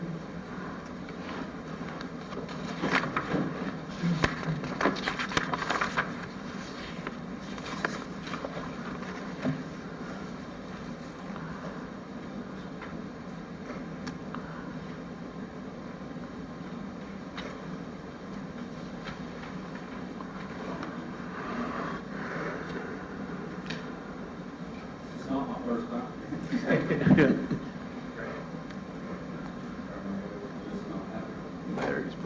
Maybe you're using Commissioner England's vote pad. Yes, I need to give it. All right, you're doing some good now. All right, 15 yes, 0 no, and the resolution passes. Commissioner Wheeler? You turn to page 107 of your packet. Our next resolution is resolution number 20-06-05, resolution amending fiscal year budget 2019-2020 regarding final reallocation for fiscal year 2019-2020. This comes as a recommendation from the committee, and I move for approval. Motion made by Commissioner Wheeler to approve the resolution. Just for the whole budget. Do we have a second? Second by Commissioner Malone. All right. Discussion?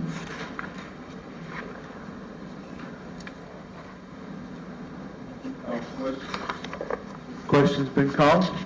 Madam Clerk, if you'll switch us to the voting screen, please. Go ahead and cast your vote and lock it in.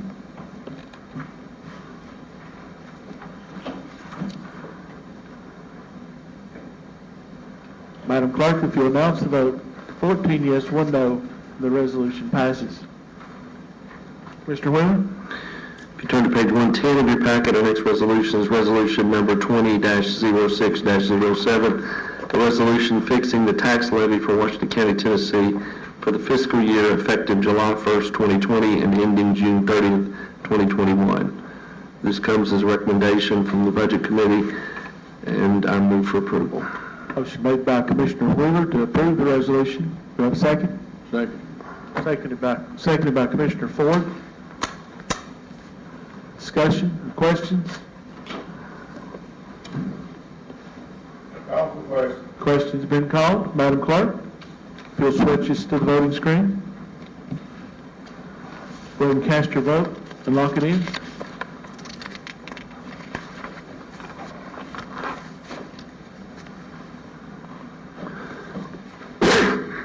Madam Clerk, if you'll announce the vote, 14 yes, 1 no, and the resolution passes.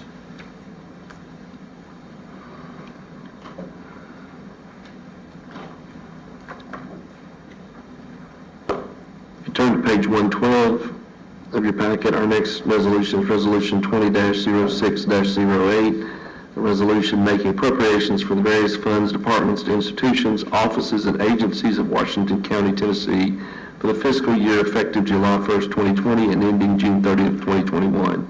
This comes as a recommendation from the Budget Committee, and I move for approval. Motion made by Commissioner Horner. Have a second? Seconded by Commissioner Williams. Discussion? Commissioner Evans? Is this the appropriate time to ask questions about each department or getting back in line? Yes. Thank you. I'm going to say one more time before I say it, I'm going to start out thanking the Budget Committee. I can't even imagine asking for the short calls we had, so thank you for your hard work. But I'd just like to know if there was any further discussion. I was told there was a meeting with Mr. France by the Budget Committee maybe this past Friday. I just want to know if there was any further discussion or any more consideration about what I had expressed in the meeting for earlier. Salaries, health, paralegal.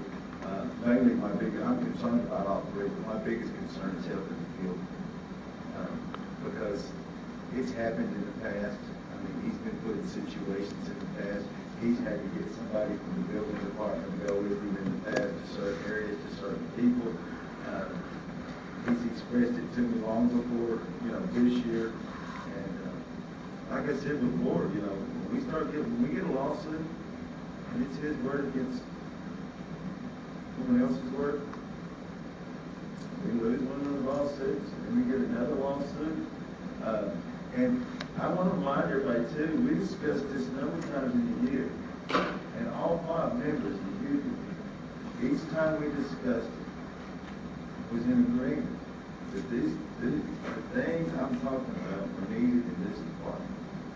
It was unanimous of the 5 members in the meeting. Yes, he needed help. Everybody agreed with that. Yes, he needed a paralegal, or maybe not a paralegal. I don't know what county attorney can't take care of that or what. But I do know all 5 members, more than one time, addressing it in that youth committee, said at the very least, this man needs help in the field. There was extensive discussion with him at that meeting. There was he expressed the need for 2 separate things. One is the clerical support, including answering the telephone. The other is somebody to go out with him when things get hairy. And we discussed that those are two different things and may not involve the same person. So there was discussion about this is an ongoing issue. It got, as many things did, caught up in the COVID situation, but Hugh was at that point looking at the whole picture, the whole process of environmental issues and cases. I don't know that anybody's disputing that there's the need to figure out how we're going to get the paperwork done, how we're going to get the support he needs in the field. But at this point, we're kind of on hold on cleanups. We have, and there's no definitive move to move forward with those until we get that figured out, how that needs to happen. And I would suggest that the next step probably needs to be that Hugh finish that work now that we can meet in person again and bring it forward. That's another one that I think may need to happen outside what I talked with Mr. France about was that we may need to come back and do some things in the budget and figure out, because it involves more than, it's not that department, it is at least 2 departments that we're dealing with in trying to figure this out, and maybe more. There was no discussion about a solution, a permanent solution at the Budget Committee meeting, because I think that we feel like that's got to be a little bit more work done by Hugh to decide how are we going to handle these environmental cases moving forward. I can make that a priority on the agenda. Yeah. And I know all the committee members will be prepared to discuss it, but is this something that if we come up with something, or we come up with something in the next meeting, would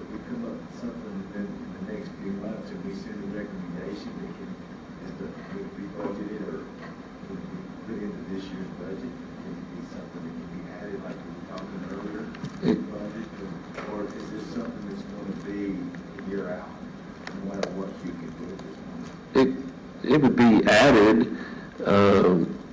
We'd have to find the funding to do that, and that is something that, you know, we would anticipate doing, or looking at.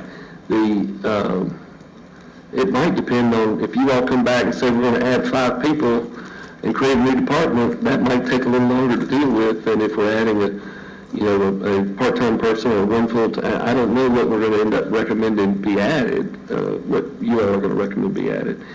But I think that's gonna make a big difference, and I would assume Hugh would be working with the mayor, looking at how do we get that support to him, both types of support. That's the key.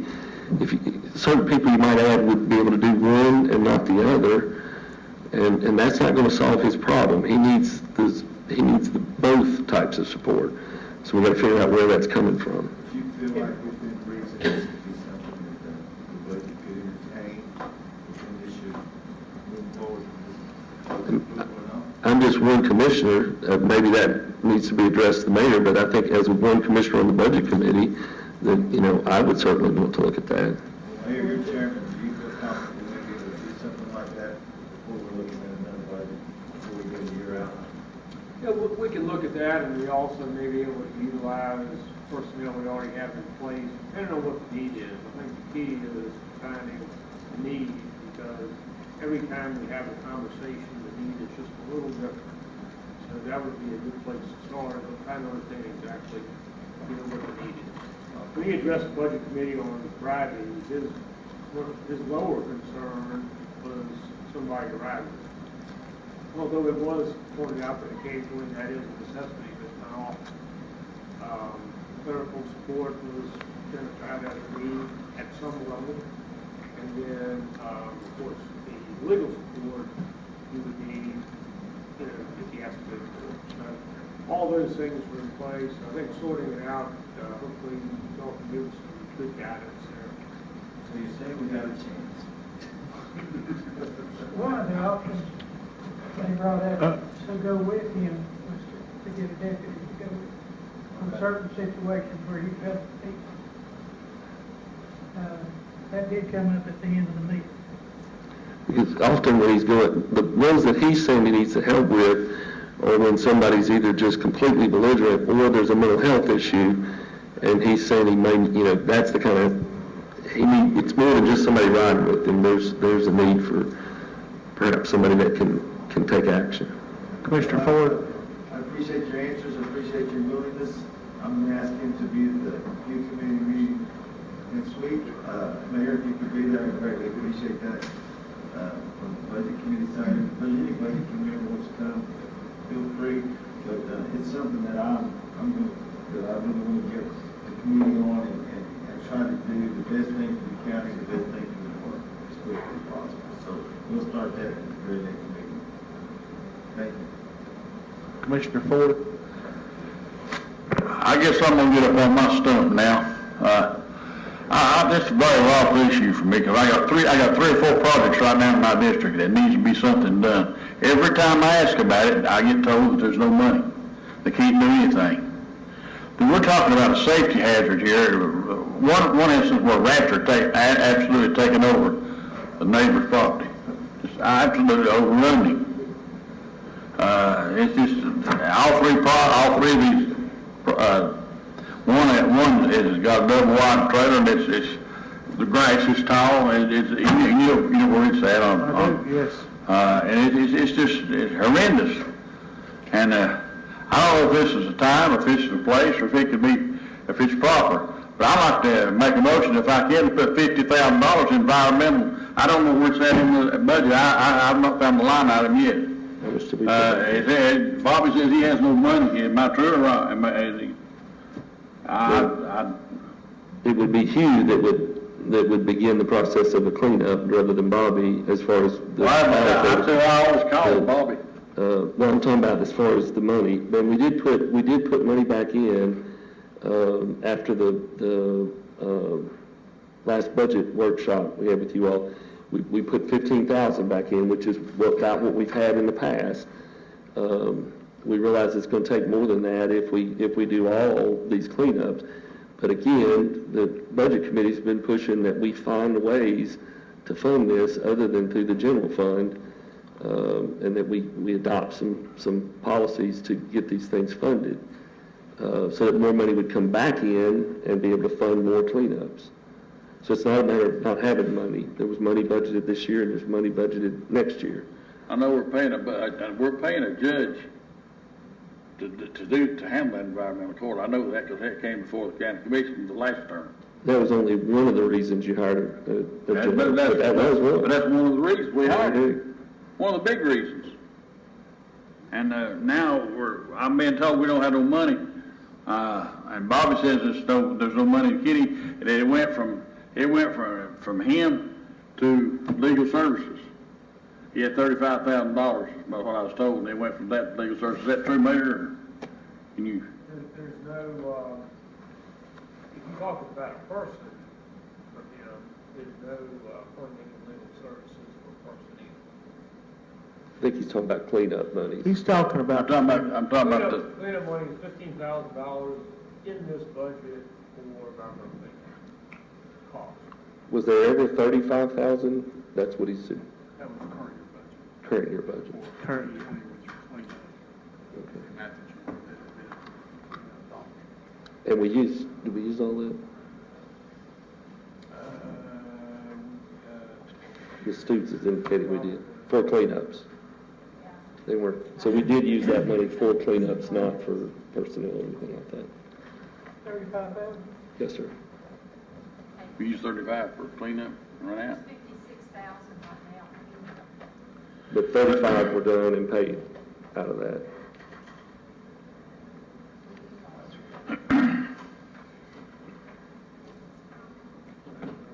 Does that sound right, Mr. Meredith? So Commissioner Ford, I'm just asking for if there's not money available, let's put some money in it. Let's utilize it. I know I'm not the only person that has problems like that in their district. And if we're not supposed to go through Bobby, then tell us tonight who we're supposed to go through. What's the channel? That's who I've always went through, Bobby. When I needed some cleanup done, he always initiated it. He always initiated it. He starts it, and then it goes to Hugh, and Hugh approves that, yes, we want to do that cleanup. But they gotta have money. They gotta have money to do it. Correct? So we still go through Bobby and let him go through you Huh? for the cleanup? That's the way it's always been. Yeah. It's always gone through Chloe Grants. He presents it to the Hugh Committee. Since I've been on the Hugh, he presents it to the Hugh Committee, and we will send it forward or do not send it forward to the money. He's always done a good job. And the decisions that we're talking about being made are not really, don't affect that. It doesn't hurt Bobby or affect Bobby. It's how do we deal with them from that point forward that we're talking about. Commissioner And give Malone. Bobby the help he needs. I'm sorry. Commissioner Williams also wanted to speak, so I'll... Well, she can speak after you. You go ahead. I've got a long list of speakers here, so you go ahead. Well, I was just going to offer that I would appreciate if you would tackle this issue kind of in concert with the budget, and we did kind of get the ball rolling, and it was due well to the pandemic. I would ask though that you look at it on a comprehensive basis, not just part of what concerns me about adding a position or even adding more money is that it's patchwork. We're not really addressing the bigger picture. The bigger picture being, what are we trying to accomplish? How are we going to get it done? What resources, including manpower, are needed, and how much money are we going to spend? What concerned me from a budgetary standpoint, what appears to have happened in the last couple of years, is that we would get far down the road and spend money on legal services and go to court before it ever went to Hugh for approval and moving on the budget. And that was part of the process that I didn't like. The county was investing money in court legal costs before we had ever decided if this was even something we were going to turn up. So that's part of the process I think was a little disjointed and needed to be revamped. Additionally, I think there's a better way of collecting these. and that came before the full commission, and the full commission turned it down. If we collected more of this money that is being spent, I mean, we go to the trouble of going to court and get a lien on the property, but then we do nothing to try to collect from that. If we did a better job on the collection side, there might be more dollars that could go into the environmental cleanups. So I would look at it, I would just ask that you look at it on a comprehensive basis. And I'm very sensitive to the security issue about making the visits. And several ideas were thrown out when Mr. Frank spoke Friday. It was interesting, though, that of the two items, the two assistance items he needed, it seemed to me, as I interpreted what he was saying Friday, he placed the clerical need ahead of the visitation need. And that was coming, as I interpreted it, that was coming straight from Mr. Frank. Well, I would defer to him. I just know there's needs. They can express to me what he wants, but I would defer to him on the needs and what priority they hold. As far as the other legal needs, I don't know that I can answer that for you, but I do know when I first started on the queue, that Tom Seeley bought those, and it wasn't until after his legal fees and his legal transactions that he brought it to you, and we tried to approve everything we could stipulate for funding at the appropriate time, and that was the appropriate time there. So I wouldn't be against changing that, but right now we're not going to need.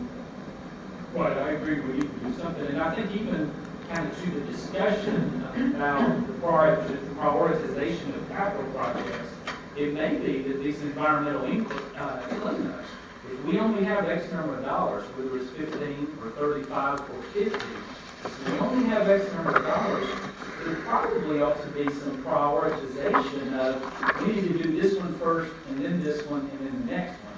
That prioritization, as it seems to be occurring in the past, it just seemed to be that as these went through the court process and got presented to Q, they got approved without any thought to this situation is far worse than that situation.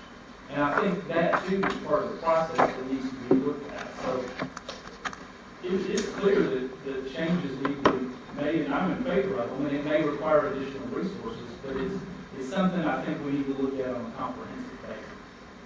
Move this started. What are we doing in the meantime? Mr. Williams, you're next. Well, my frustration in listening to the environmental cleanups in the unions is the length of time and the delay that we experienced over the years on some of these. And I think that we ought to examine the time allotted and give them a time and stick to it. And then what Freddie brought up about, we turned down when Rick Story agreed that we could rebuild some of this, and we turned it down. And I thought that was an excellent idea to begin to infuse the cost back to the county. So I would promote that we relook at that, realizing what's been happening. And certainly in this time of people shooting up, we need to be sure Bobby's protected.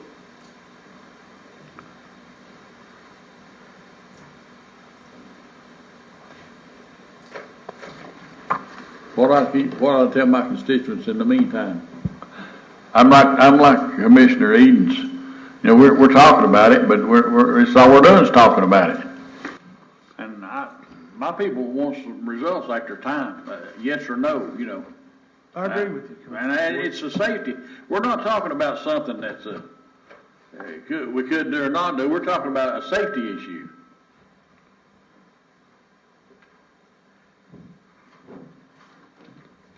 You know, I think sometimes county it's a little different because really the only help that sometimes county residents have is the zoning office to clear up those situations. So I know Commissioner Edens is ready to make that a priority in the Hugh committee, and I am as well too. Chairman, could I ask a question? Yes, Commissioner Harris. Yes, one point, I agree with Commissioner Ford. I think when you look at last year, we spent up to now, it says $35,690, and only put 15,000 in there. We're gonna be, that's half or less of the cleanups that done last year. And what I hear, he's got a long list of them, so I think we're definitely underfunding that. But another point, I think a couple of years ago, when I first came on the commission, I asked about how do we recoup our money, and I was told then that we do, that the property sold, the county, we get the money back. So, does anybody know what percentage of, how much we're owed? Who keeps up with that? How much we're owed, how much we're collecting? So, the motion that came in before, I know we would maybe sped it up or let the trustee possibly go after the property more aggressively. But it's not like we're doing this work and the money's never going to come back to the county. Eventually, it does. So I think that's sort of a misconception that was thrown out when we put that last thing down. Does anybody have a list? Could tell me that? I guess something I'd have to request. I think how much we're owed, how much we collected. you have that list. Commissioner Wheeler, did you want to say something? Well, I'd like to address that. I don't have the list, but the list has been presented to both the Budget Committee and to Hugh before. And first of all, currently, we might get it back probably 20 years or so from now, if the property sells. If it is inherited, we will not get it back then. If the property, like I'm involved in one, I've got an estate that has a judgment against another estate. That estate has a piece of property that the county is waiting to clean up. There was a meth lab on it. When the county will get nothing out of that. The property's not worth anything. So even when we go clean it up, there won't be nearly enough to pay that cleanup bill when it's sold. Would you get anything the other way? What would make the difference? I mean, if the property's going to sell for less than what the taxes are eventually, where would we benefit? There's two differences. One, two things that I think we should be doing differently. One is we should be on problem properties like that. We should be forcing the property owner to clean it up. I think that's a selection that Hugh should make with input from the county attorney. And that's not what's been happening. But Hugh should take send those to Chancery Court, and the court will order them to clean the property up and put them in jail if they don't do it, rather than the county spending the money to end up that's not going to get paid back. The second way is, I think this Commissioner Malone was referring to, and what you were suggesting, you thought were told what was happening, is that there ought to be a lien put on the property that is collected with the taxes. I had somebody suggest to me, well, you've got a 75-year-old widow that can't get the property cleaned up. Is it fair to make them clean that property up? This question that goes with that is it fair for every other 75-year-old widow in Washington County to have a property tax increase to pay to clean that property up? The way of looking at it is I'm a big believer in private property rights, but I'm also a believer in private property responsibility. And so I think that's where, but even so, I think Hugh, if we move toward the way I'm talking about, that I'm presenting doing it, Hugh would have some leeway there to make decisions about what goes to environmental court, what goes on to Chancery Court, and can consider some things like that. But the bottom line is, right now, the way we do it, we collect very, very little of what we're spending out. And the real problem is, where we were spending that, $15,000, $20,000 a year or two ago, not long ago at all, we overspent $35,000 this year. We got $50,000 waiting. Next year, it could be $75,000 to $100,000. We're getting more and more of these. We're going to have to figure out how to, we can allocate general fund and increase the burden on the general fund, or we can figure out a way to bring some of this back in. I would like to see the list of how much we have to collect, because I've not been privy to that list.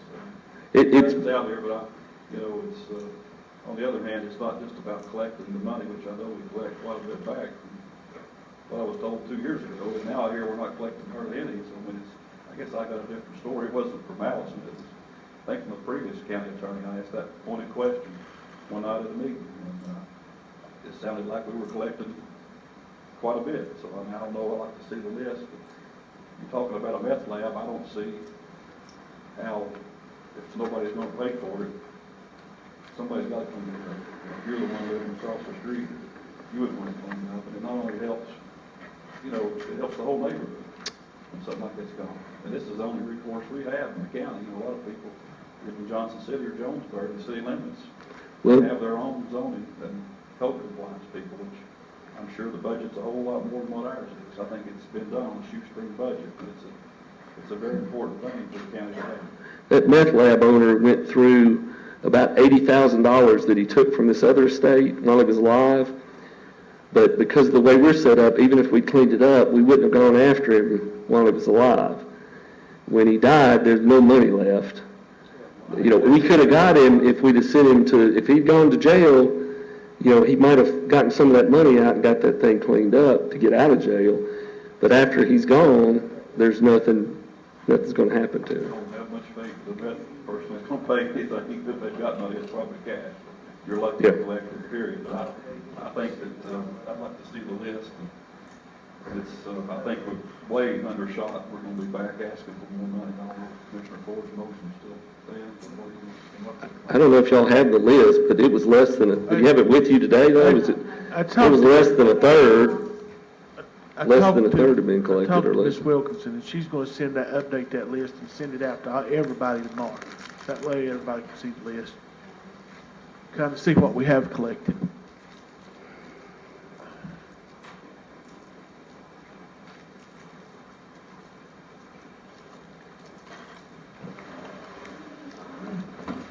What did Mr. Ford tell his people they called him tomorrow and asked him what's being done about the park? You added during the course of the year $35,600. What should he tell them now? Well, I guess if Bobby has the complaint, we are gonna let the mayor tell you what to tell.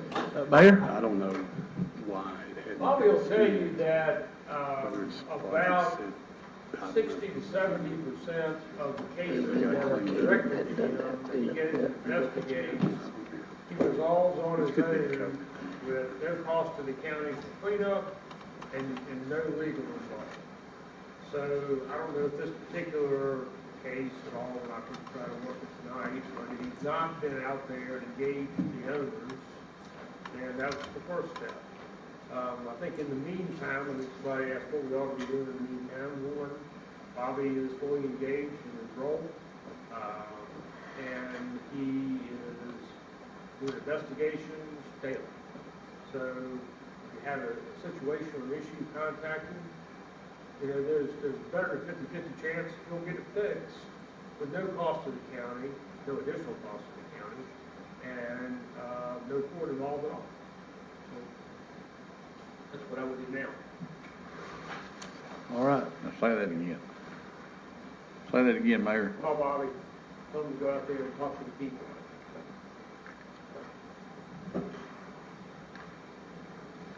Let's call the question and pass on this resolution.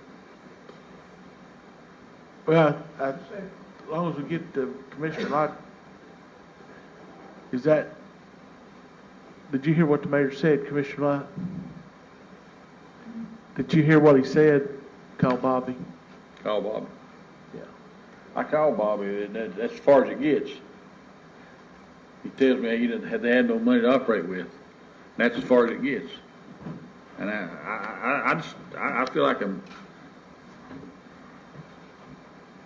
it's just redundant. It gets more redundant all the time, you know. And I don't know what the problem is, but I know there's some rats out there that's as big as a cat about to carry this guy off in my district.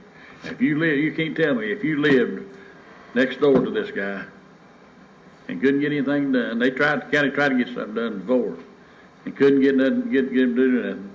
You tell me that you wouldn't be dismayed and ready to scrap somebody? You go to the county, you go to your county commissioner, can't get nothing done. It's pretty sad when you get to that point. I mean, this is bad. This is really bad.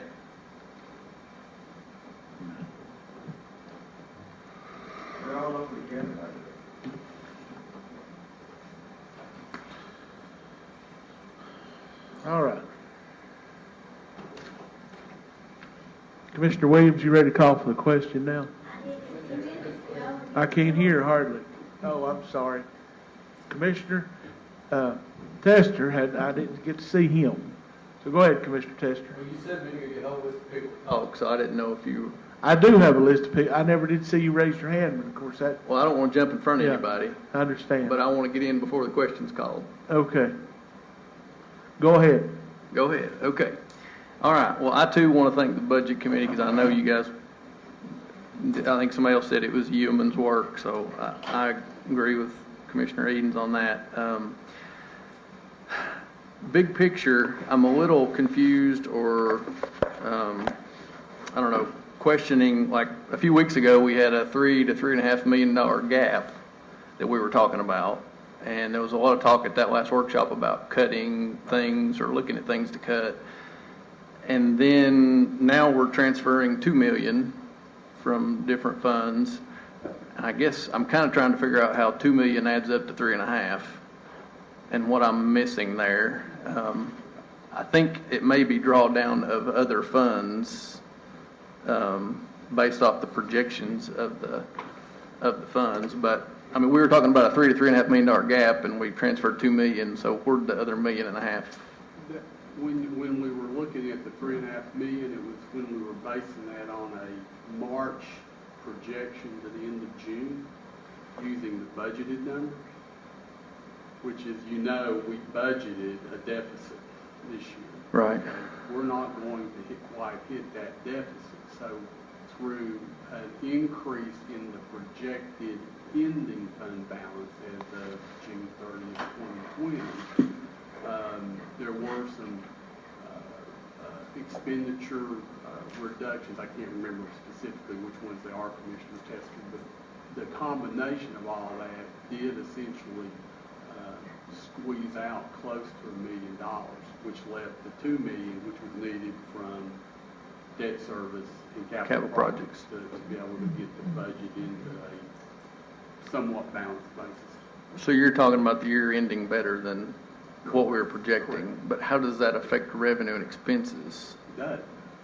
I thought we were, maybe I was wrong, but I thought we were talking about a $3 million gap between revenue and expenses. In our fund balance, which was based on the beginning projected fund balance.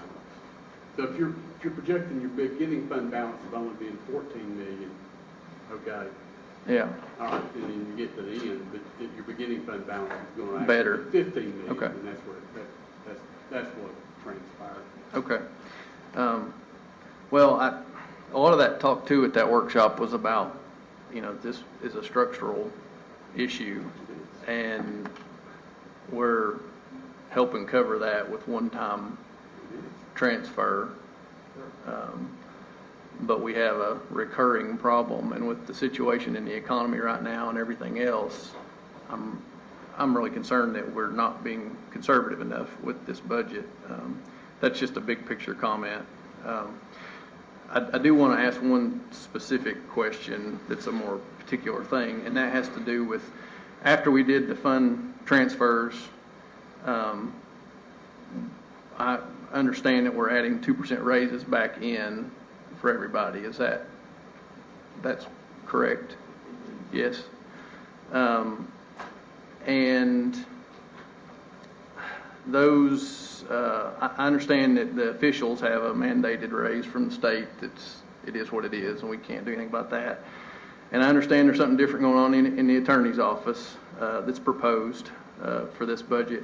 But other than those exceptions, and from the public hearing and the Budget Committee meeting Friday, there was a question about it being 2% and there being less days in the year, 261 out of 262 instead of 262. So that actually decreases the 2% raise down to about 1.6%. Doesn't change the employee's rate. Right, but for the whole year's amount of money, when you look at the budget line item. Correct, there's 1 day. Because there's 1 day less, right, and I understand that. So taking that into account, taking into the different thing that's proposed in the attorney's office, and taking into account the officials' raises being different, other than those things, it should be 2% across the board, everybody, right? For most, yeah, I think for most everybody. Is that every department? Now, is everybody going to get, you know, each department head has their own ability to change that percentage. Some may get 0, some may get 3%. You can't dictate, the commission can't dictate. The employee. Correct. Right, how it's allotted. I'm trying to figure out where you're going here. Yeah. Well, where I'm going, since you asked, I even brought my big boy calculator today, and I spent a lot of time this weekend doing some numbers, and I just wrote down a big list of them. And I'm not going to pick on anybody in particular, but I'm going to read down what I didn't even do all of them, but I did a bunch of them. These are the percent raises that those line items are going up in this budget. And according to, you know, with the days being different, like I said, it should be 1.61% from one year to the next. And unless we're doing some kind of merit raise or something like that, my understanding is it should be the same for everybody. And that's why I'm asking this question. Because, let me read. The officials raise it's higher, isn't it? The officials raise it. And I said, I'm ignoring the officials. Okay, I'm ignoring the attorney's office proposal. But let me read this list of numbers, which doesn't have officials or attorney's office in it. This is just a list, and I've got them tabbed in here if you want me to tell you who they are. But 2.5%, 1.6%. The 1.6 is right because of the day adjustment. 2.6, 2.5, 0.1%. 2.4, 3.9, 1.6, 2.4, 0.4, 1.7, 1.6, and there's a bunch of them that are the 1.6 because that's the 2%. 4.0, 0.3, there was some negatives where they're actually going down, minus 2.2%, minus 1.9%. 2.0, 2.4, 3.2, 2.4, 25.1, and 1.6. And like I said, that's not everybody. I didn't do everybody. But it is not even across the board. And I feel like if we're doing this and we're advertising that we're giving an even raise to everybody, it ought to be. Did you take into account whether it's not a position that may be going away or a position that's being added? Well, if a position is being added or going away, wouldn't it make more difference than 1% or 0.5% or? Not necessarily in a larger department. Yeah, that's correct. In the sheriff's department, it wouldn't make but a fraction of a percent difference. Right. Very, very few, if any, of those are sheriff's department, because most of the sheriff's department ones are 1.6. Of course, I was just using that as an example, but it depends greatly on the size of the department and what the percentage difference would be. Not knowing which lines you're talking about, I don't know, you know, that. Well, I didn't want to pick out anybody in particular, and, you know, but, and honestly, these people may have no idea what their raise is going up or down, or, I mean, they may have nothing to do with it, but. Well, again, remember the budget is not the raise. You know, you need to focus, I mean, when you say that's a raise, that may or may not be what that employee's raise is. Okay, let's talk about line items. Okay. Libraries. Okay. I'm picking this one out because these are the two negatives. They should have been reduced. That's exactly right. Because they had a lot, what we did there is they had a ton, well, the difference is excess over their current need, okay? So what we did for the library is we budgeted them based on their current employee base at a 2% salary increase from where they are today to next year. They had positions, I'm not even going to say it's positions, they had fluff in their budget, okay? So we took that out of the payroll account and we put it down into $599 because we have to maintain a maintenance of effort with them. So if they choose to add another position or a half a position, it's about $16,000, they can move that from other capital, other expenditures into a salary line. So, I mean, that was the reason that went down. There's still enough budgeted dollars in there, Commissioner Tester, to give every current employee in the library a 2% raise. So there was fluff in that line item? Yes. And that's why it's going down? Okay. So how do you explain the ones that are more than 2%? Because there's plenty of those also. You're going to have to talk about specific departments. Yeah, Okay.